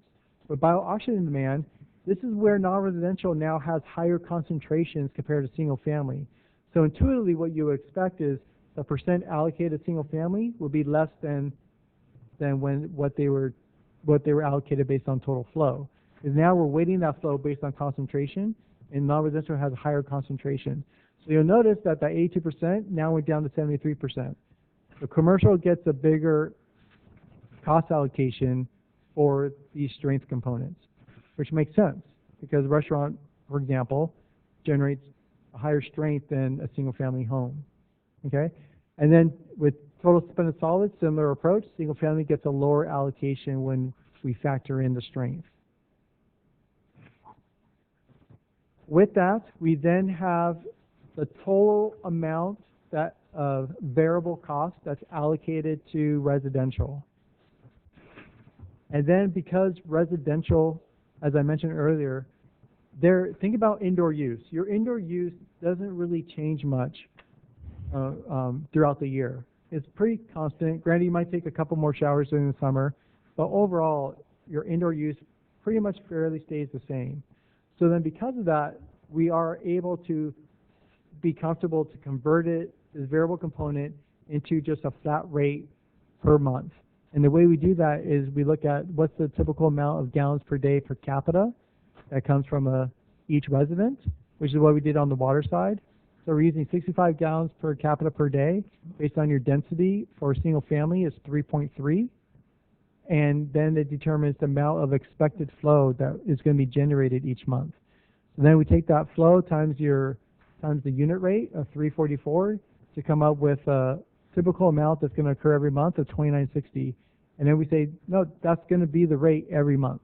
So then we have to take that rate plus the fixed components, which was customer service and the 2 loans, and we get the fully burdened monthly flat rate that single family gets charged. And then what that also allowed us to do is come up with a discount for senior housing by looking at what's the typical amount of residents that are going to live in senior housing. Typically, it's just going to be 2 individuals and no children for those circumstances. So then, therefore, the variable component is based on 2 instead of 3.3. So then they get a lower variable component that makes up their overall flat monthly rate. So they get a discount of essentially $12. Go ahead. And that was staff yesterday also? Yes. One of my questions was, do we have the definition of what senior living is? Do we have that now? Well, right now, I think for the analysis, there was 2 developments that had senior living designation, and we identified the number of units within. You're talking about restricted senior housing, Yes. not any senior, and not any households with seniors in it. You took into account just our restricted senior housing? Yes, that's correct. That is something you could consider, but the analysis did not account for any type of data that would be able to be compiled to determine how many seniors are in other housing that's not designated. If I might insert, that's an excellent question. They had to make some assumptions for purposes of modeling, and so they looked at the known number of restricted senior housing units in the That's city. about 240, is that what I understand? Yeah, that sounds about right. Correct. At council's discretion, staff would be supportive of the concept of if we can create some verification process, maybe an annual certification process. There are a lot of single and double residential units that are outside restricted but are still just 2 people. We would certainly be, as part of the conversation, if you want to give us some direction we'd like to see that more than just restricted units, but anybody that can meet the test and the definition, and then maybe an annual certification process where they come in and show us that they're still, they don't have 8 kids now living with them versus just 2 seniors. And we'd be happy to put together a definition that could apply citywide if that's council's pleasure. The senior housing with less than 2 individuals. Okay. Well, it could be 1, too. Well, yeah, well, There's a 2 or lot of less. 1. Well, you said 2, it could be 1. Mhm. Yeah, Yeah. 2 or less. Yeah, I didn't hear the or less. Thank you. So do we want to give any direction? Yesterday, staff wasn't sure what your methodology was. Thanks. I think it's worthwhile to take a look at, I do too. Yeah. so. Hmm? I don't know how that affects the study, but Well, I'm not sure how many more units are going to be captured and when, because that's going to probably roll out over the span of a year of people notifying you and making a appeal, if you will, as you get charged and show the proof. That you could view it as, well, if you wish, you could either, if we don't account for it now in some way of assuming a certain number of units in addition to this, then it will hit reserves. You're funded off of reserves. Or we do make an assumption, then these rates will go up a little bit based on that assumption that more of the SFR, MFR are going to go into the senior living category. well, you could, yeah, and you're right, because it's going to take at least a year probably before correct. it's fully implemented or close to it. So it and if I understand this correctly, assuming we approve what's before us tonight, this is a 5-year program where we could come back annually to make adjustments on rates, either up or down, based on data from the prior year, correct? Yes, that is correct. Yeah, we wouldn't be able to raise rates when you say up or No, down without well, 18. up or down, what I'm saying, you couldn't exceed the 6% or the 8%, I understand that, yes. Right, yes, yeah, you couldn't exceed those That, but numbers. if you implemented at a lower, at say 3%, and you had to go to 4, you could go up to 6. Right. Yeah, because you took into account this as having no growth, correct? I mean, that there was, you took this as 0 growth. That was the Correct. assumption you made? Or, So we can It's probably, 1%. I'm sorry, 1%. oh, 1%. Yeah. Okay. And we can probably assume that for the next couple of years, we're going to exceed that 1%. So if we did that, then we might not need to do the whole 6%. We could do, if we looked at the prior year, maybe only 4% increase is needed, correct? That is a We can't potential, exceed the 6% with 218, but we Right. could choose to do less. I mean, the Yes. council of the future could choose. that is possible, or you find that with that growth that exceeds 1% and the potential appeals that come forward that you're not aware of, it might end up being a wash. Okay. Okay?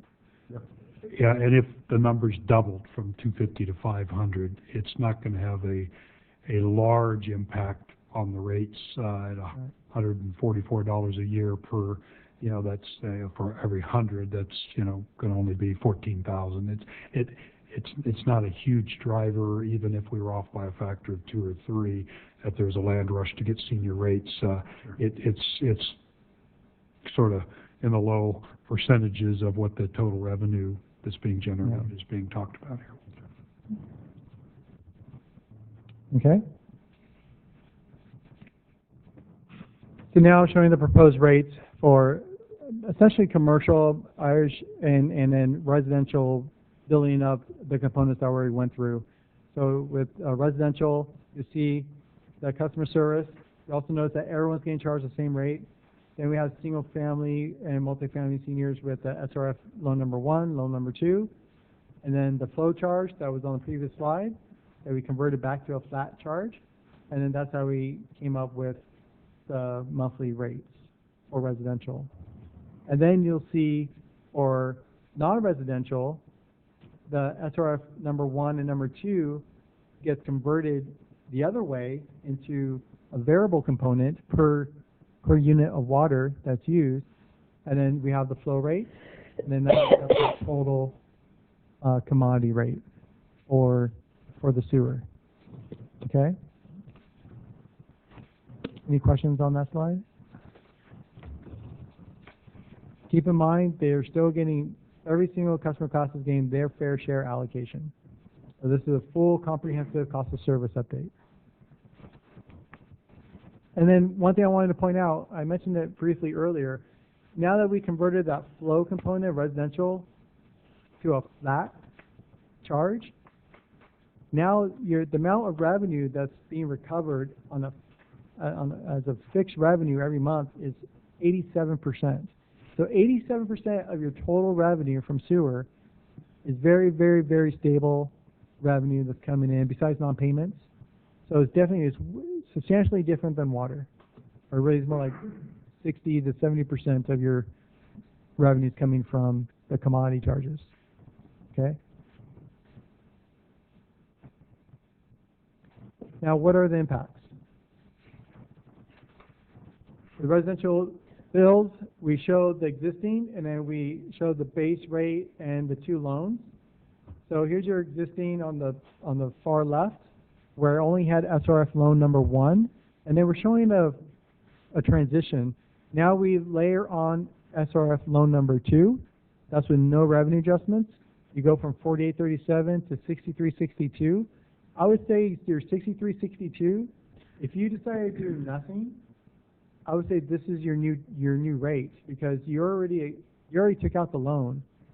Now you need a revenue stream to cover that payment. So I would say this is your new baseline, even though your existing rate technically is 4837. Okay, and then once we layer that with the revenue adjustments, with the first year being 8%, you'll see that the base charge goes up a little bit. So then you have a total amount from 6362 to 6492. And then, what was the reason for the reduction in the SRF1 loan from? sure, that's just from updating the cost of service and looking at the flow coming from each of the customers, and also accounting for the fact that contract customers should also get an allocation. Then it made a slight reduction to single family. So there was a little bonus there. Not much, but something. Sure. And then this is showing residential over the 5-year planning horizon. You'll see that, again, we have the existing with SRF loan number 2. Then we have the proposed rate that includes the 8% revenue adjustment. And then it's essentially 6% increases from there on. And that's how we get to that 8236 in year 5. Again, we already emphasized it, but these are your ceiling numbers. Okay, you can't go over this amount. You can always adopt a lower amount. Looking at non-residential is very difficult to model because non-residential is all over the spectrum in terms of usage. So for this case, we just used 100 CCF, and then we're showing what's the impact of a low, medium, high customer, how they're, where do they fall, and what we're showing in 3 bars. We're showing the existing with our SRF loan number 2, which again I view that as the new base, and then the proposed. So you really see an impact on the high because they have the highest concentration. And then it's also important to look at where you fall within the region. And again, we're showing your existing versus with the SRF loan and with the proposed. If we just focus on proposed, you'll see that you're on the high side, but you're not much off compared to everybody else. You're right around $5 to $6. One instance, $3. Abhi, while you're on that slide, might be an appropriate time. We've spoken with several council members, kind of how does this impact our customers? Again, this is a residential comparison. The real comparable on this list, to us, is City of Woodland, second from the right. And you'll notice that it's within a couple of dollars of the rate we're proposing. They have just completed as a city very similar upgrades, and recently, within the last 18 months, Kimberly, I think, redone their rates, done the same process, and interestingly, even though they're a much larger city, came up with the same ballpark of figures. They are discharging to the same delta with the same requirements that we are. All of the others except City of Lodi do have service discharges like we do, tributary to the delta. They're going to have to meet all the same requirements. All the rest of those comparables fall within the Sacramento Regional Sanitation Plant up west of Elk Grove, and they're about to embark on what I've heard is an estimated $2 billion upgrade. Ours was $25 million-ish. Theirs is anticipated to be $2 billion, and they haven't got started yet, so those costs could trend north from there. So they have yet to build that into their rates, and I think by the time they complete that, even though they got hundreds of thousands of customers across the region to spread that to, that's an awful large number, as much as 26 million was a big number for Galt. And so I think that you'll find that in a couple of years that we're going to be back again the bottom of the regional spectrum. Hard pill to swallow today, but it will look a little less aggressive when all the others get hit with a large rate increase over the 4 or 5 years ahead. So with that, that concludes my presentation. I'm more than happy to answer any further questions that you have in any part of this, or if there's any additional information you'd like to know before deliberating, and any comments and feedback for this workshop. Just a couple things before we get into the questions and the public and stuff. There was talk about using developer money or capacity fees to pay down things in the future and right now. What we're proposing right now is all of our capacity fee fund that we have will be zeroed out. We will apply that for the 4 years, and there is no more money. I mean, that comes down to zero in that fund. So we're utilizing everything that we can that's available right now to bring down the fund. Another item is the SRF fund. We keep emphasizing it over and over. We've got to pay back this loan. We've got to pay back this loan. The city signed an agreement back in 2014 with the state SRF people that stated in there in several places of the agreement, we have to set rates to pay this back. We have to make reasonable changes in our rates to be able to pay that back. And so that was a promise that we did on that contract. The final one, it's great that Atwater gave back, or is going to give back $400,000. We did a rate reduction back in early 2012. That equals over $1.5 million that we have given back to the customers in the past 5.5 years.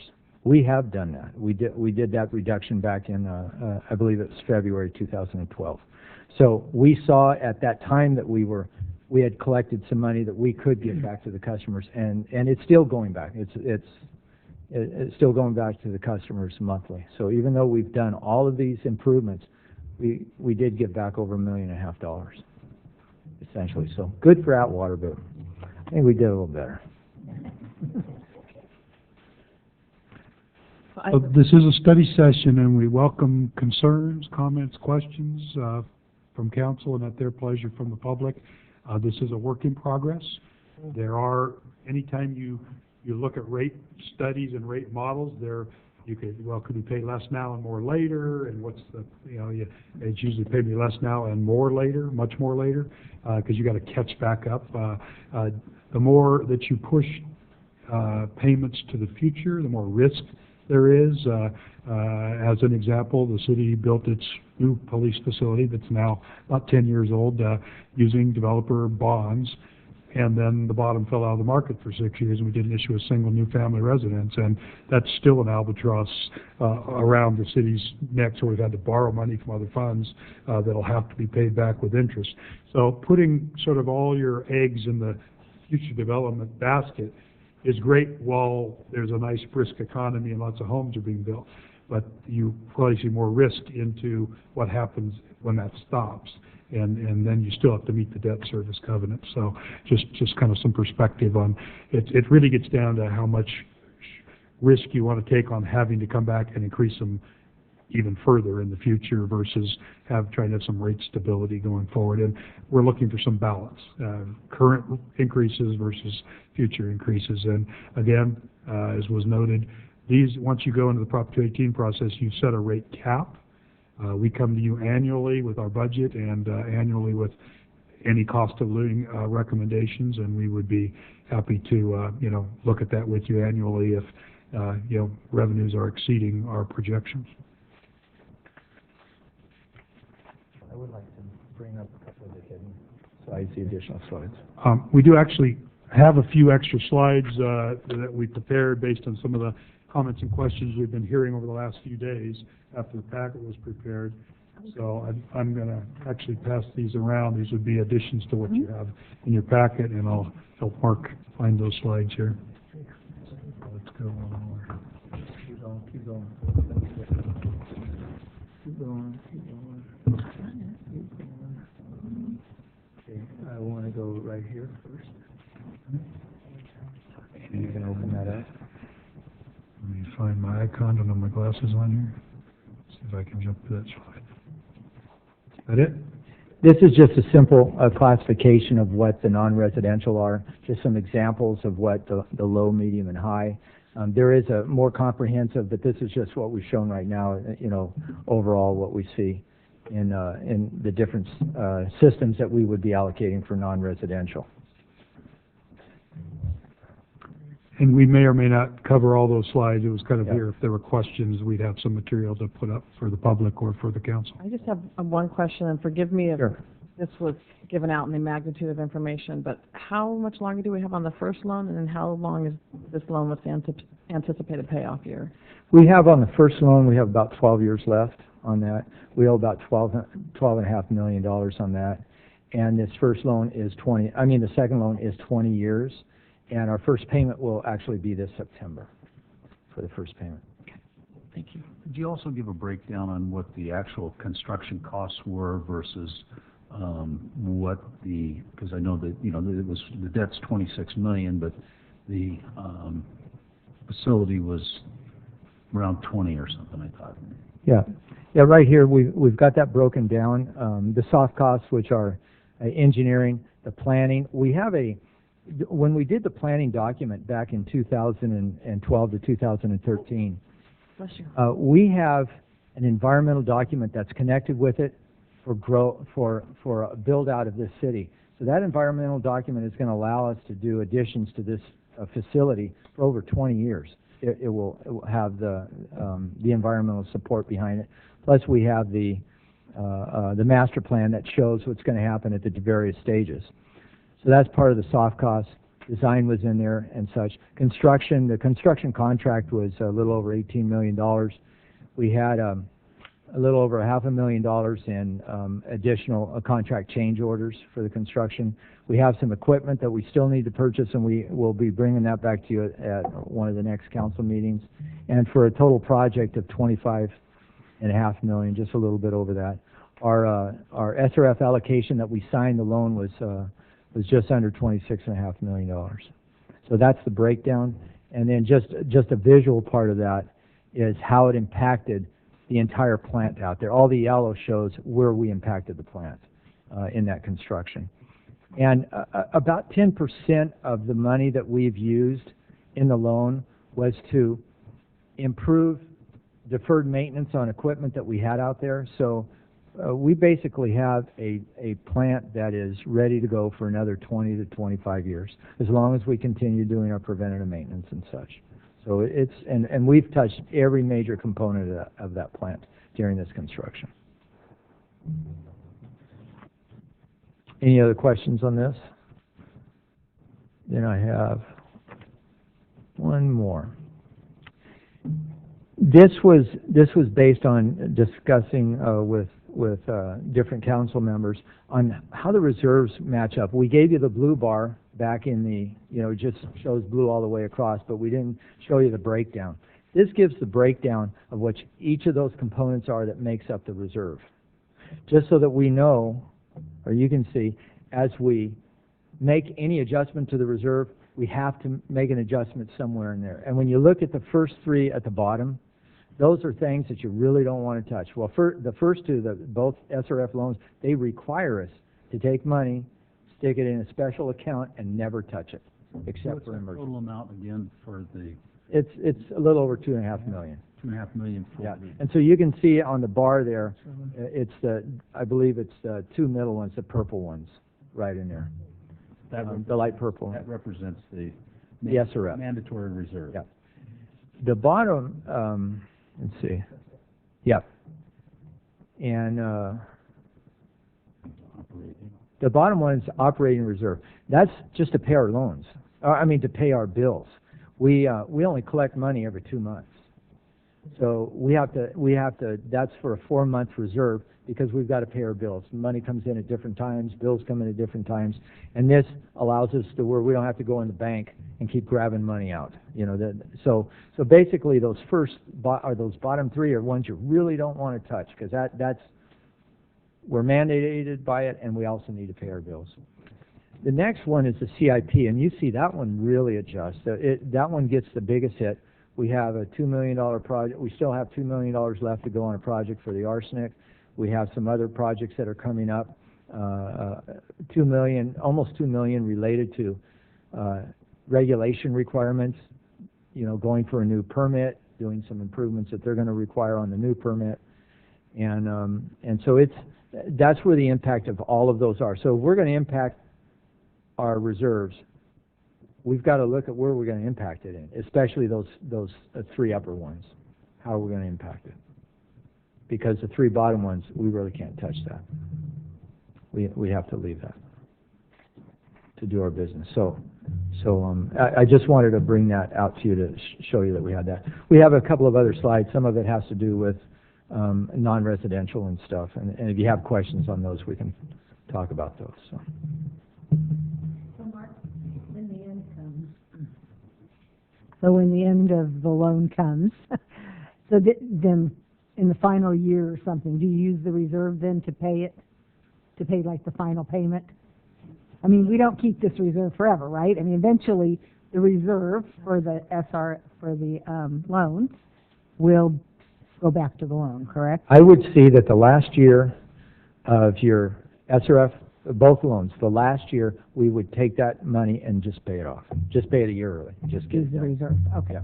So you're looking at 11 years from now, we pay off SRF 1. 19 years from now, we pay off SRF 2. Unless we had big growth and the fair share component comes in and we can pay them down sooner. Just depends. Yeah. Mr. Cruz. I don't even want to bring it up, just putting it out there. But we're assuming that there aren't going to be any additional regulations coming from the state. We both know that's not going to be the case. What contingencies do we have as far as that? We don't. Yeah. You know, you can't predict what they're going to do. We do know that they're going to do two things. One thing to us and one thing to everybody else. Well put. Including us in it. Well put. Yeah.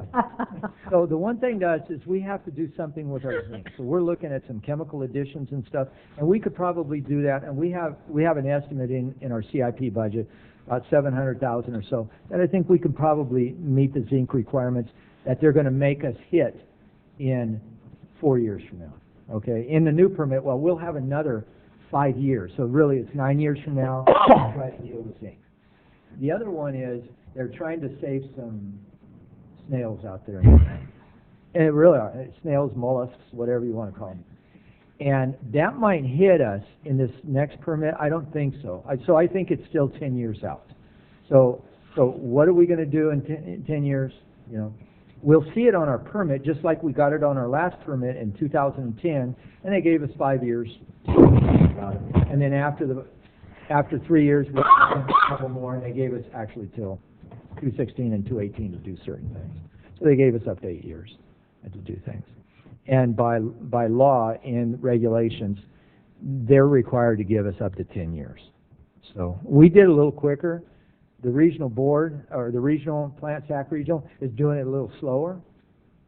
But their rates are going to go, they're going to race by ours. No doubt within about 3 years.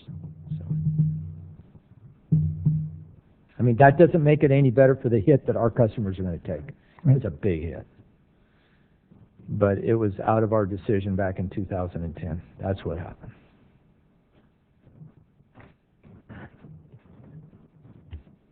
So if we chose under Prop 218, I mean, we have really healthy reserves.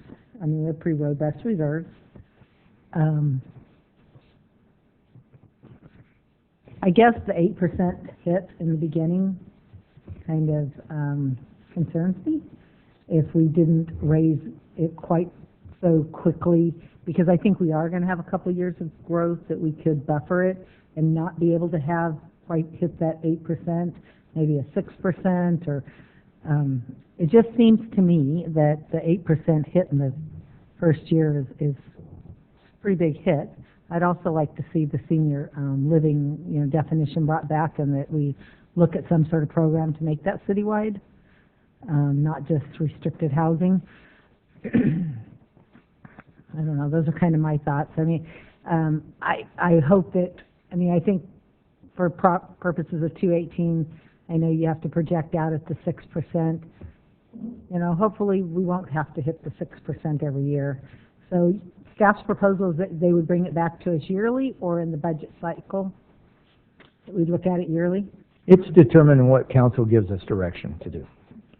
And that's why it's a workshop. We're here to hear from you and to bring back at the next workshop some of what you suggested, and to put it down and analyze it, and to bring you back some information on that. I agree. I'd like to see what it would do if we took it out of reserves to offset that 2% to bring it down to 6%. I think that's a great idea. Just to take a look and see, well, what does it do to this chart here, and what's it do to total reserves? I also agree on the senior issue. I would also like to see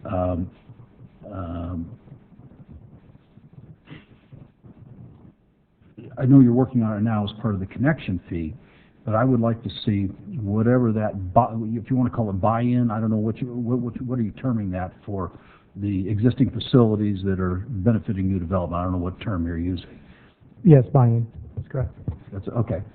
I would like to see some, whatever that amount is, segregated out, and then what you would reasonably think an appropriate share would be to go back directly in the rates to reduce it at the same time, because we have a component in here that covers the cost of capital.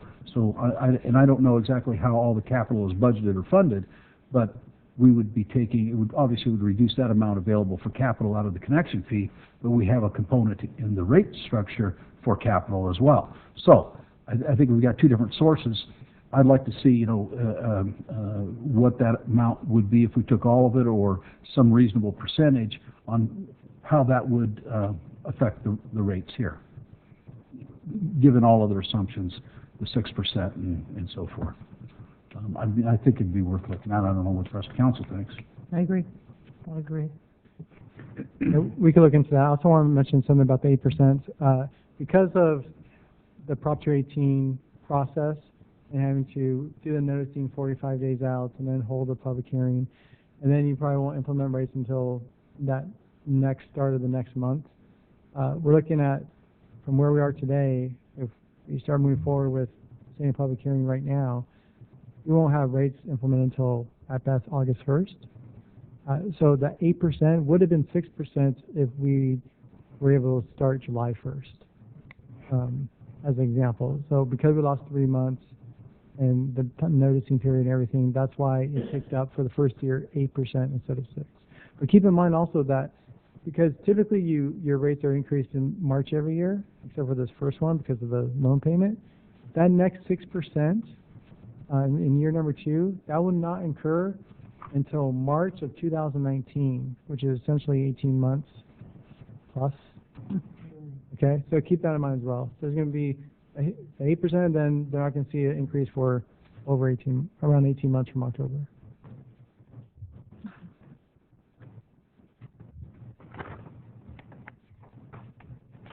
Anything else, council?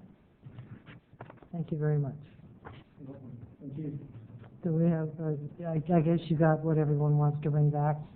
Has that been written down? So far, yes, but if there's going to be discussion between council. I think we're good. Take notes.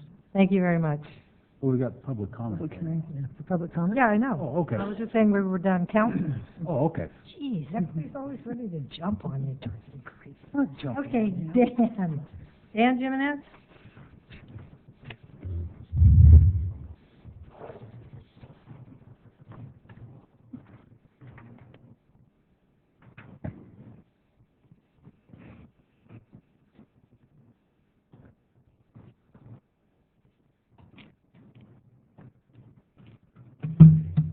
Dan Jimenez, and I live in the city. Just a couple of questions for clarification, really. Are we saying that under the current rate structure that the people are paying for their utilities, it isn't enough funds right now? Is the city losing money under the current rate structure?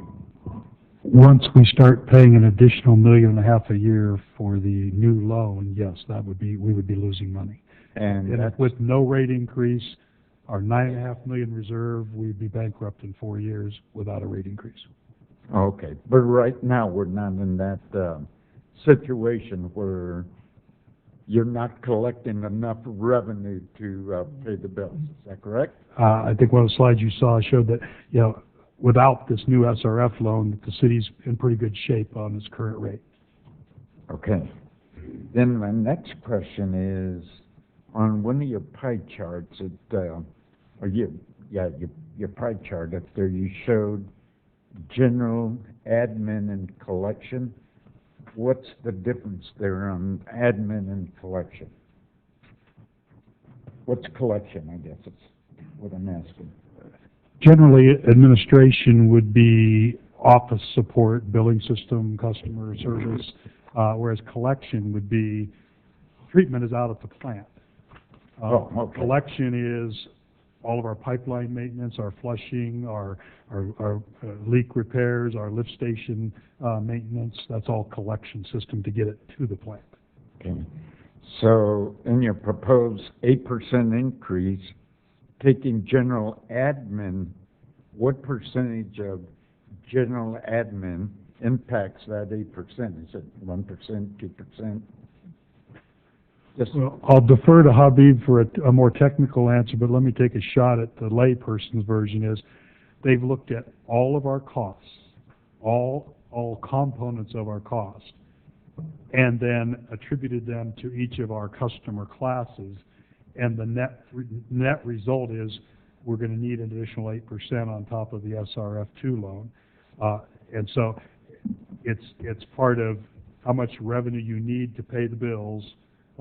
And how much you would fall short. So it's not directly attributable to those, but those costs are all part of our revenue need. We have to cover our costs. Okay.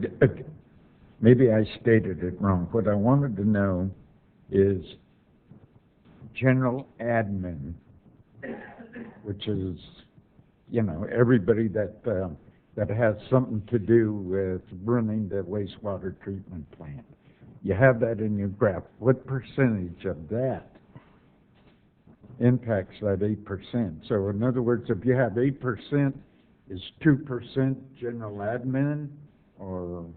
Let's have Habib take a crack at that since they've actually run those numbers. So I first want to add a caveat that when we're looking at revenue adjustment, it's revenue adjustments needed overall.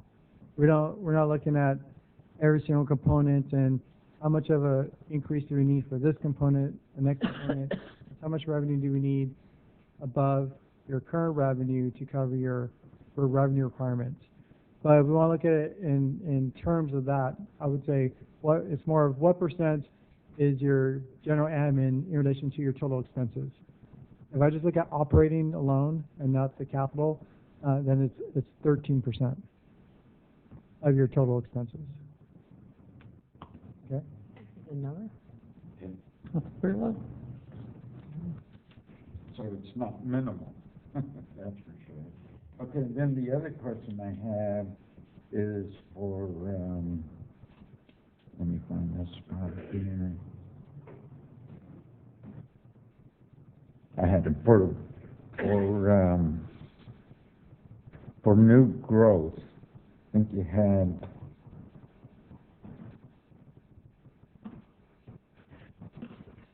$3.6 million for new growth. How did that number come about that developers only paid that amount? And then it falls off the table after 4 years. So the general answer to that question, and there's a lot of technical study that's been done to come up with that number, is we looked at the systems at the treatment plant that were being upgraded with the $26 million loan, and then attributed, as we do with the study at large, is how much current demand is there for that subsystem within the plant, for the clarifiers, for the oxidation ditches, for the filters, for the UV, and said how much remaining capacity is there. And that would be the percentage that's attributable to new development that is yet to occur. Is we've got to meet the current needs, but there's still capacity left in the upgraded components, and so that's how we generally calculated the amount attributable to what will be pending new development. So did you use a percentage, say, of 3% new growth to get at that number? I guess I'm talking numbers, and you talk. Yeah. Numbers. So, well, I'm trying to give sort of understandable answers without getting to 2 decimal places into technobabble here. So if there is X% of remaining capacity in the new oxidation ditch that we built with the new SRF loan, okay, that gets attributable, and the cost of construction at that percentage gets attributed to development fees. And we did that for each major system that was upgraded and determined, is there any remaining capacity on today's flows? And if so, what was the percentage? And we'd apply the cost of the improvement times that percentage would be attributable to new development. And so then we added all those subsystem costs of percentage attributable to remaining capacity, and that adds up to the $3.6 million that we're saying, okay, so we will take that out in 4 equal annual installments out of the developer impact fee, because we need the developers to keep building houses to pay that, and that helps offset the first 4 years of system-wide costs attributable to the improvements. I think, too, it might be helpful, Steve, to explain what the methodology that you must utilize in order to determine that. Because the way I understood it, that there's a methodology approved by the state in order to come up with whatever this percentage is. Yes, and I think what you're probably alluding to is we have to use, in determining remaining capacity or rated capacity of the plant, we have to use some fairly conservative factors, because nobody is exactly sure what the future and exactly what businesses, exactly how many homes will come in what order. And so they make us use rather conservative future projections and as to what is actually available, because if suddenly a new cannery came in and that wasn't part of our projection, that has a tremendous load on our plant. And so we need to have some capacity available for those sort of unexpected new businesses that, let's say somebody moved in that wanted to produce a product that had a large biological oxygen demand on the plant. Well, we can't anticipate specific businesses, so we're using estimated based on current businesses what we expect the demand to be. So we have to use very conservative numbers. Now, once development occurs, as those building permits are pulled, they get put into a capacity buy-in fee that matches their estimated actual demand, and a high-strength user would pay more and a low-strength user would pay less. And then we can sort of right-size that as we reach the 80% build-out, the 90% build-out of current capacity. We can actually refine those projections, go back to the state, petition for more realistic rather than conservative numbers, and we might be able to then get another 500 homes approved for the existing plant before we have to build a new expansion. Because we deal in realistic life and what our bills are, so that. And Steve, if we had more growth, if we had more buy-in, then we would be able to look at, in the future, the council would be able to look at it not being that 6% increase, but maybe only being a 3% increase. Yeah, so for those buy-ins will help offset the total revenue, and each new customer is now a paying customer for operating costs. Mm-hmm.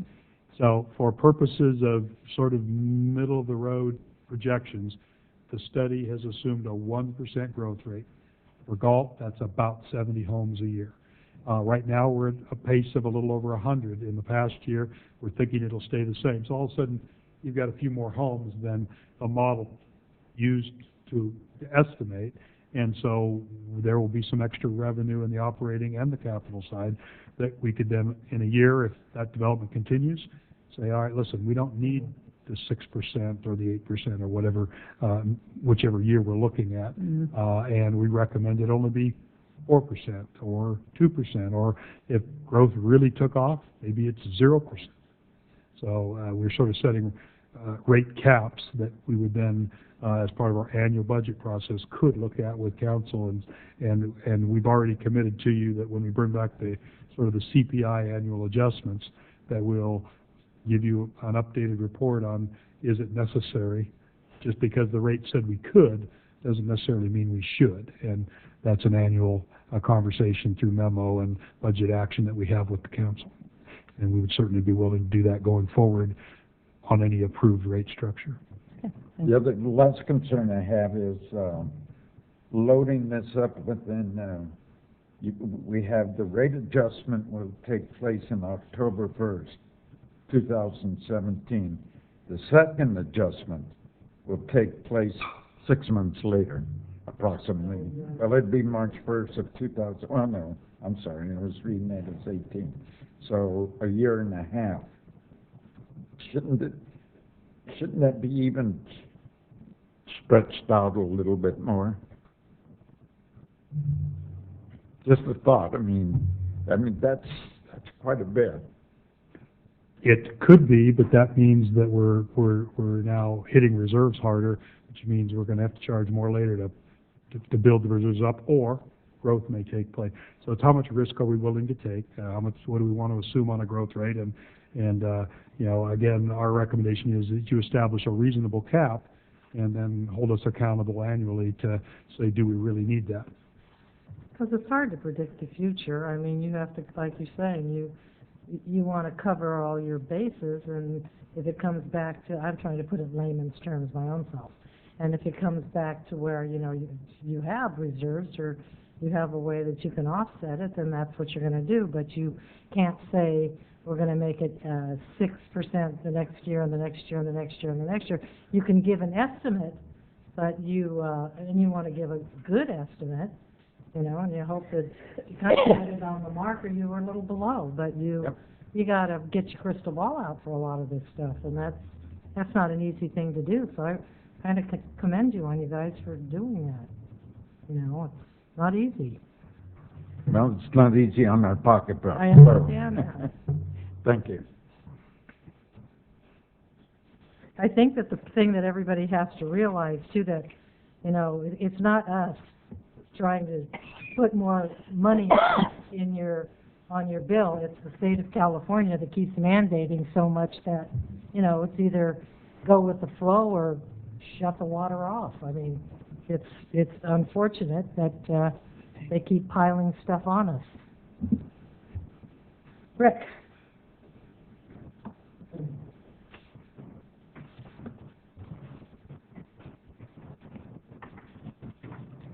Somebody left there. Rick Walters. I don't believe any of this stuff. Of course, that's just the way I am. That 8%, is that on top of the fixed rate of the two funds, Fund 1 and 2? Are you taking 8% of Funds 1 and 2? Right, that's that additional $1.70, $1.90. Then we're taxing again Fund 1 and 2, right? When it should only be taxed once.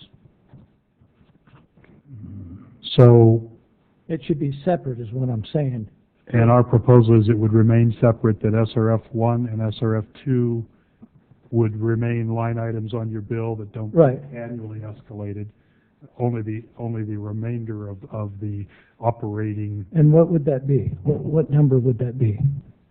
Excluding 15 and 11. So it would be $26 less than the 64 is what the rate 8% would be based on. We have in the rates right now that it would be a little over $10 for SRF number 1 and $15.25 for SRF number 2, and that would be carried out continuously till the debt is. No. What are you taxing the 8% on? Are you using the Fund 1 and 2 together to tax that? When you say Fund 1 and 2, what are you talking about the SRF debt service? Yes, 1 and 2. No, that doesn't go into the inclusion of the 8%. When we're looking at the revenue, we're not increasing the SRF. Those numbers. Okay, that's all I want to know. You're not counting that again. No. We're not adding a 6% on that, as time goes on. We're not adding anything. Okay. It has to stay a flat rate on your bill the entire time. Okay, can I pay off the debt service? There is one thing that Habib would like to mention. Okay, again, our percent revenue adjustment is total revenue. So it's not looking at specific expenses. It's total revenue above your current revenue, irrespective of what that revenue was funding. However, what is going to happen if someone says, in year 2, I want to see the components that we showed for year 1 broken out again, you would see that The SRF loan number 1 and number 2 would not change. And the other components, the customer service, general administration customer service, and the flow component will change. And that would absorb the 8%. But 8%, it's not rate increases, it's 8% above your current revenue that then gets allocated. But it would, that 8% revenue increase, the incremental amount, is not going to get allocated to SRF number 1 and number 2. Okay? Did you want to respond to his question about prepayment of debt? I would say that's a policy decision. I don't see why you cannot pay it off, but it would be a pretty significant number if you pay it up front, the whole amount. So Maybe, Rick, if you could clarify for us, are you asking, could you as an individual customer Yes, pay off your share of SRF 1 and SRF 2? that's correct. So that you're not incurring the interest costs? That's correct. That's $1,400 for both of them. It's technically possible. The question is it reasonable and feasible, the expense to create an individual rate just for you as a customer is a question. And so I would turn to our finance director as to, will our rate software allow us to do that? That's something that we would really need to examine and look into it and see if we need to establish new code in our system, if we have capacity to establish new codes. We need to do a little bit more research before I would be comfortable making a statement one way or the other. Could you bring the item back to us? Maybe we could look at it We can. I'd as a like future to item. have our attorney take a look at that as well. So what I'm thinking is it's about $2,600 or $2,600 for less interest and everything for loan 2, and I think that falls under the senior one. It would be even less than that, somewhere around there. So that would be pretty good. Loan 1 would be even cheaper than that. I think it would be somewhere around $900. So that's not too bad. So you're looking at a write a check kind of thing of $4,000, and then I'm out of your system there. I'm not belonging to your system that can be moved, mooshed, or whatever you want to do with it. I just don't want to be part of that system.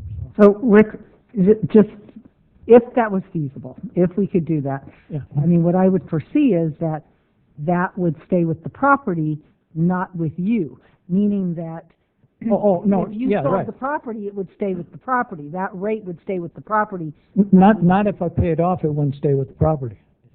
Sure. Well, yeah, because in the future, so you've paid it off for the next 7 years. Let's just, hypothetically, let's say you paid off this 20-year loan. Right. So let's say 10 years from now, you decide to sell your house. You don't get a refund back of 10 No, years. no. I just add it to the property to get my money back, so that's no big deal. Hypothetically, I mean, what were you envisioning if it's something that we could look at doing? I just wanted to make sure that, because in my head, it would stay with the property. I'm looking to create more monthly capital. Okay. And if I want to refinance or do whatever I want to do, I refinance, get the necessary money, and pay off the 2 debts, and I'm out of your hair. You won't ever see me again. Well, then I need that in writing. And would we save interest if we paid it off?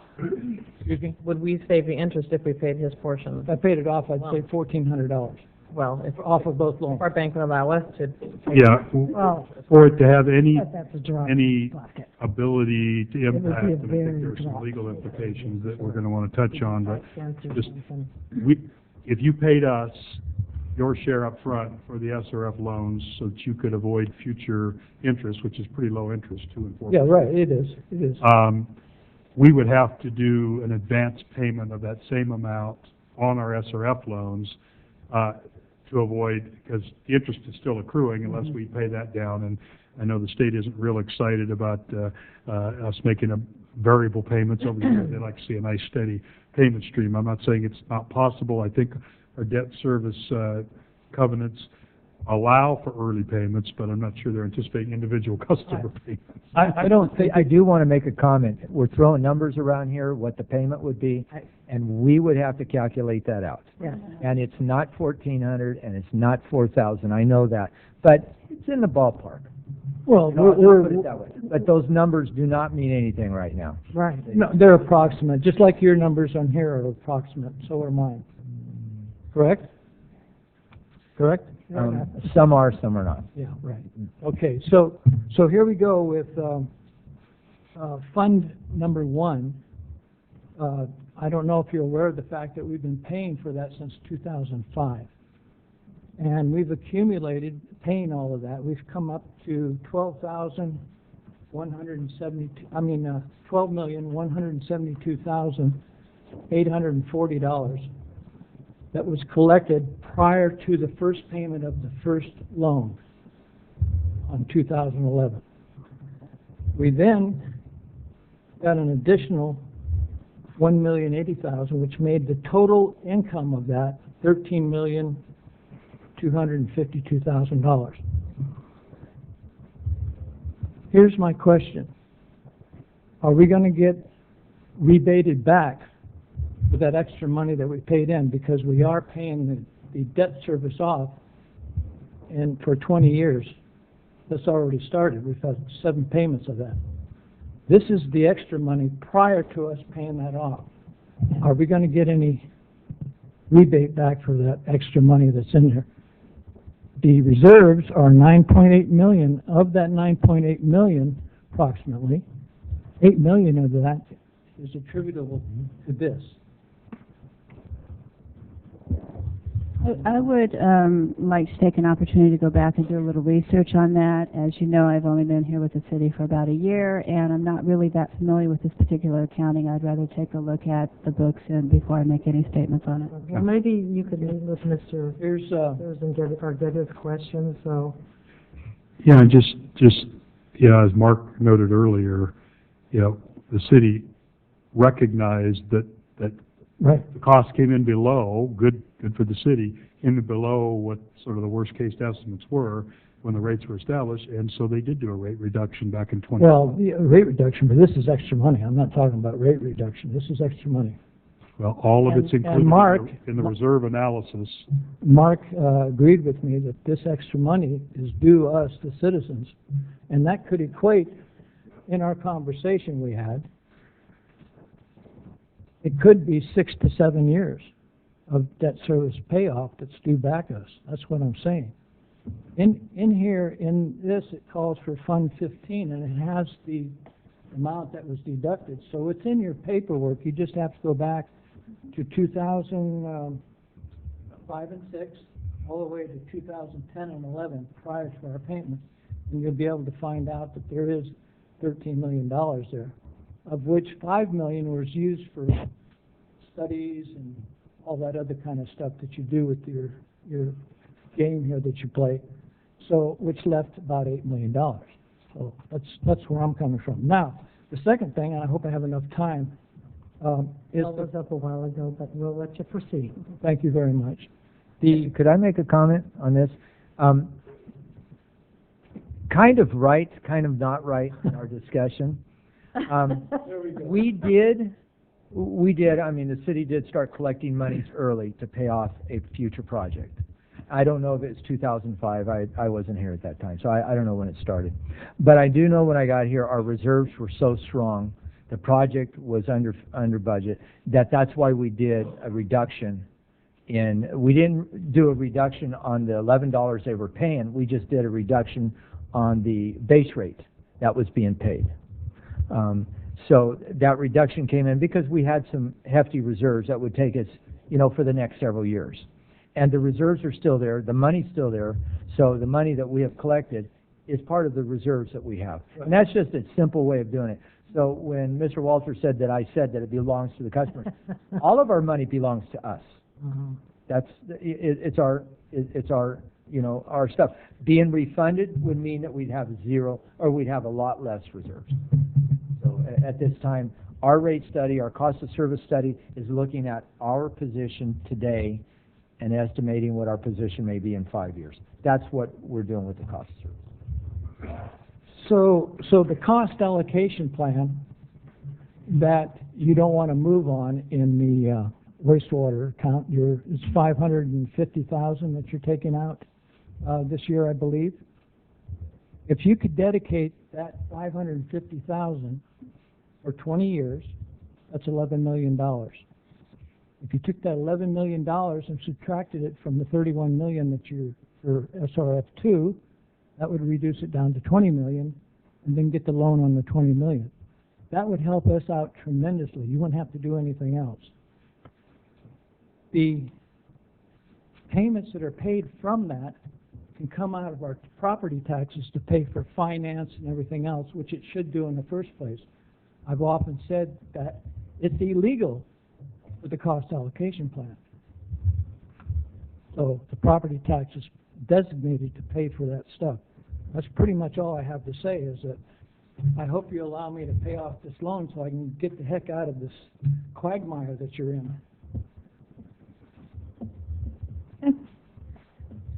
Okay, so I guess that's all we've got on any discussion. Any more discussion, council? Did I forget anybody in the whole universe that wants to speak on this? Okay, then we'll move on. Before we do move on, could we have staff summarize the issues that are going to be coming back that we discussed? Would you mind doing that? You know, because there was so many things, may I make this recommendation? I have already directed us to look at the whole video and take every little piece, put a memo together, and we're going to pass it around department head, city manager, make sure we've captured everything. Okay. Thank you. Thank you. Okay, so we're down to comments by the city clerk's report. Got anything, Tina? No, I do not. Oh, okay. Comments by staff. We'll start with you, Emily. Thank you. I don't have anything further to add tonight. Steve. A quick update, construction continues on 4th Street. Hopefully in the next couple of weeks we'll start to see some pavement and landscaping occurring, and then we'll, hopefully in August we'll be on the home stretch and have a little different look downtown, and can sort of move some of our street fairs and things to a new venue with some nice promenade sidewalks and additional areas that will be visually enticing. We also, this past week, started initial drilling for the new deep well that'll be going in at the industrial water treatment plant. And we got the conductor casing installed. That's the seal that goes initially down to around 100 feet or so. And now this week they've actually started the production hole inside of that. It will eventually go to 1,700 feet to try to get below some of the arsenic and other elements of concern, and will lower our long-term operating costs, let us retire some higher arsenic wells, and solve our problem at the wastewater treatment plant with having to remove arsenic effluent. And so if anybody wanted to drive out to the end of the road out there at Live Oak, west of Industrial Drive, just before you get to the railroad tracks, you'll see a drill rig working, and if council members wanted to come out, we'd be happy to put you in a hard hat and show you what that's all about. Thank you. I do want to say something. I think that it's nice that it is moving along really well at 4th Street, and that's something that actually the whole town can see. So it's really great because people are driving by and go, oh, wow, stuff's going on, because a lot of stuff you can't see, you know, that we're working on. And I think that whoever's doing it's doing a great job. You're right, they're moving along really well. Some days it feels like, how come they're not doing more? Well, they've got a lot of form work, and now they're doing the stamped concrete. That's a little more intricate work, but it's going to, I think, be a real nice finished product. Yeah, it looks good. Help beautify that. Maybe one more quick announcement. We've got our June water conservation numbers. Yeah. And this is the test month. We were in triple digits for 2 of the 4 weeks. Yeah. And the city still hit 28% over the prior 2-year usage. So Great. go Galt. Yeah, it's amazing. Mark, is that it for today? Yes, I've done enough. Thank you. Cora? No, Armando. So on July 25th, San Francisco Giants has the Law Enforcement Appreciation Night. For the last 5 years, they've honored Officer Kevin Ton, and this year they're going to do the same. And so I will be there at the game, and there's going to be a big ceremony before the event. So that's going to be amazing. Along with the Ton family, they will also be there. Yeah. And then on August 1st, it's National Night Out. So I invite the public to come out. It's an amazing event. Every year it gets better and better. And we have some surprises this year that I'm not going to reveal. Okay, that sounds cool. Dean? Kimberly? Okay, I'll start with Lori. So June 28th, 29th, and 30th, I attended the League of California Cities Advanced Leadership Workshop for council members and mayors, and attended a presentation on preparing for earthquake, what cities can do, and making housing more affordable, how to set goals for city manager performance evaluations, and it was good. It was good. Donna attended also, and Tina, and our city manager.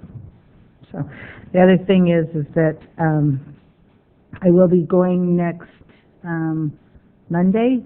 So you're not attending? The cast is going with the school districts to cast members? Okay. So we're going to tour a facility that John Gordon from the elementary school board like us to see. It's a joint usage facility in another area, in another city. Nice. Be going to that. Mark? Is that it? This Mark? Yeah. Okay. That Mark's done. I screwed up last time, so I just want to make sure.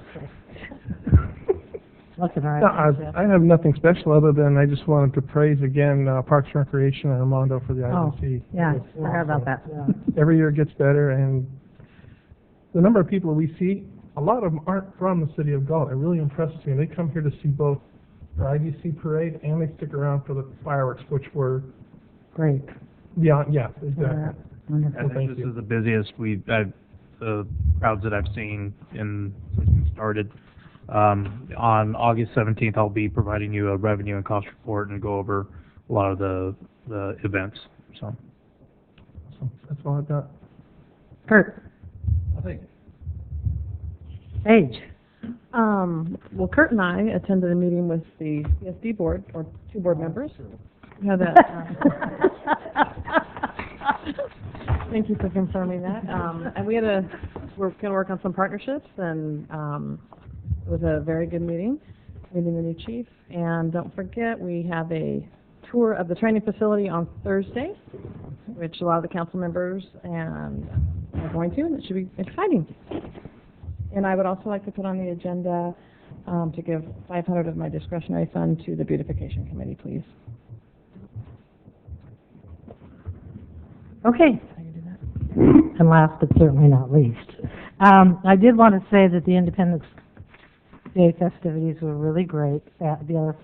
I'm sad to say that it's Brenda's last year who's in charge of the parade. So I think maybe we should give her some kind of commendation or something, maybe at the meeting.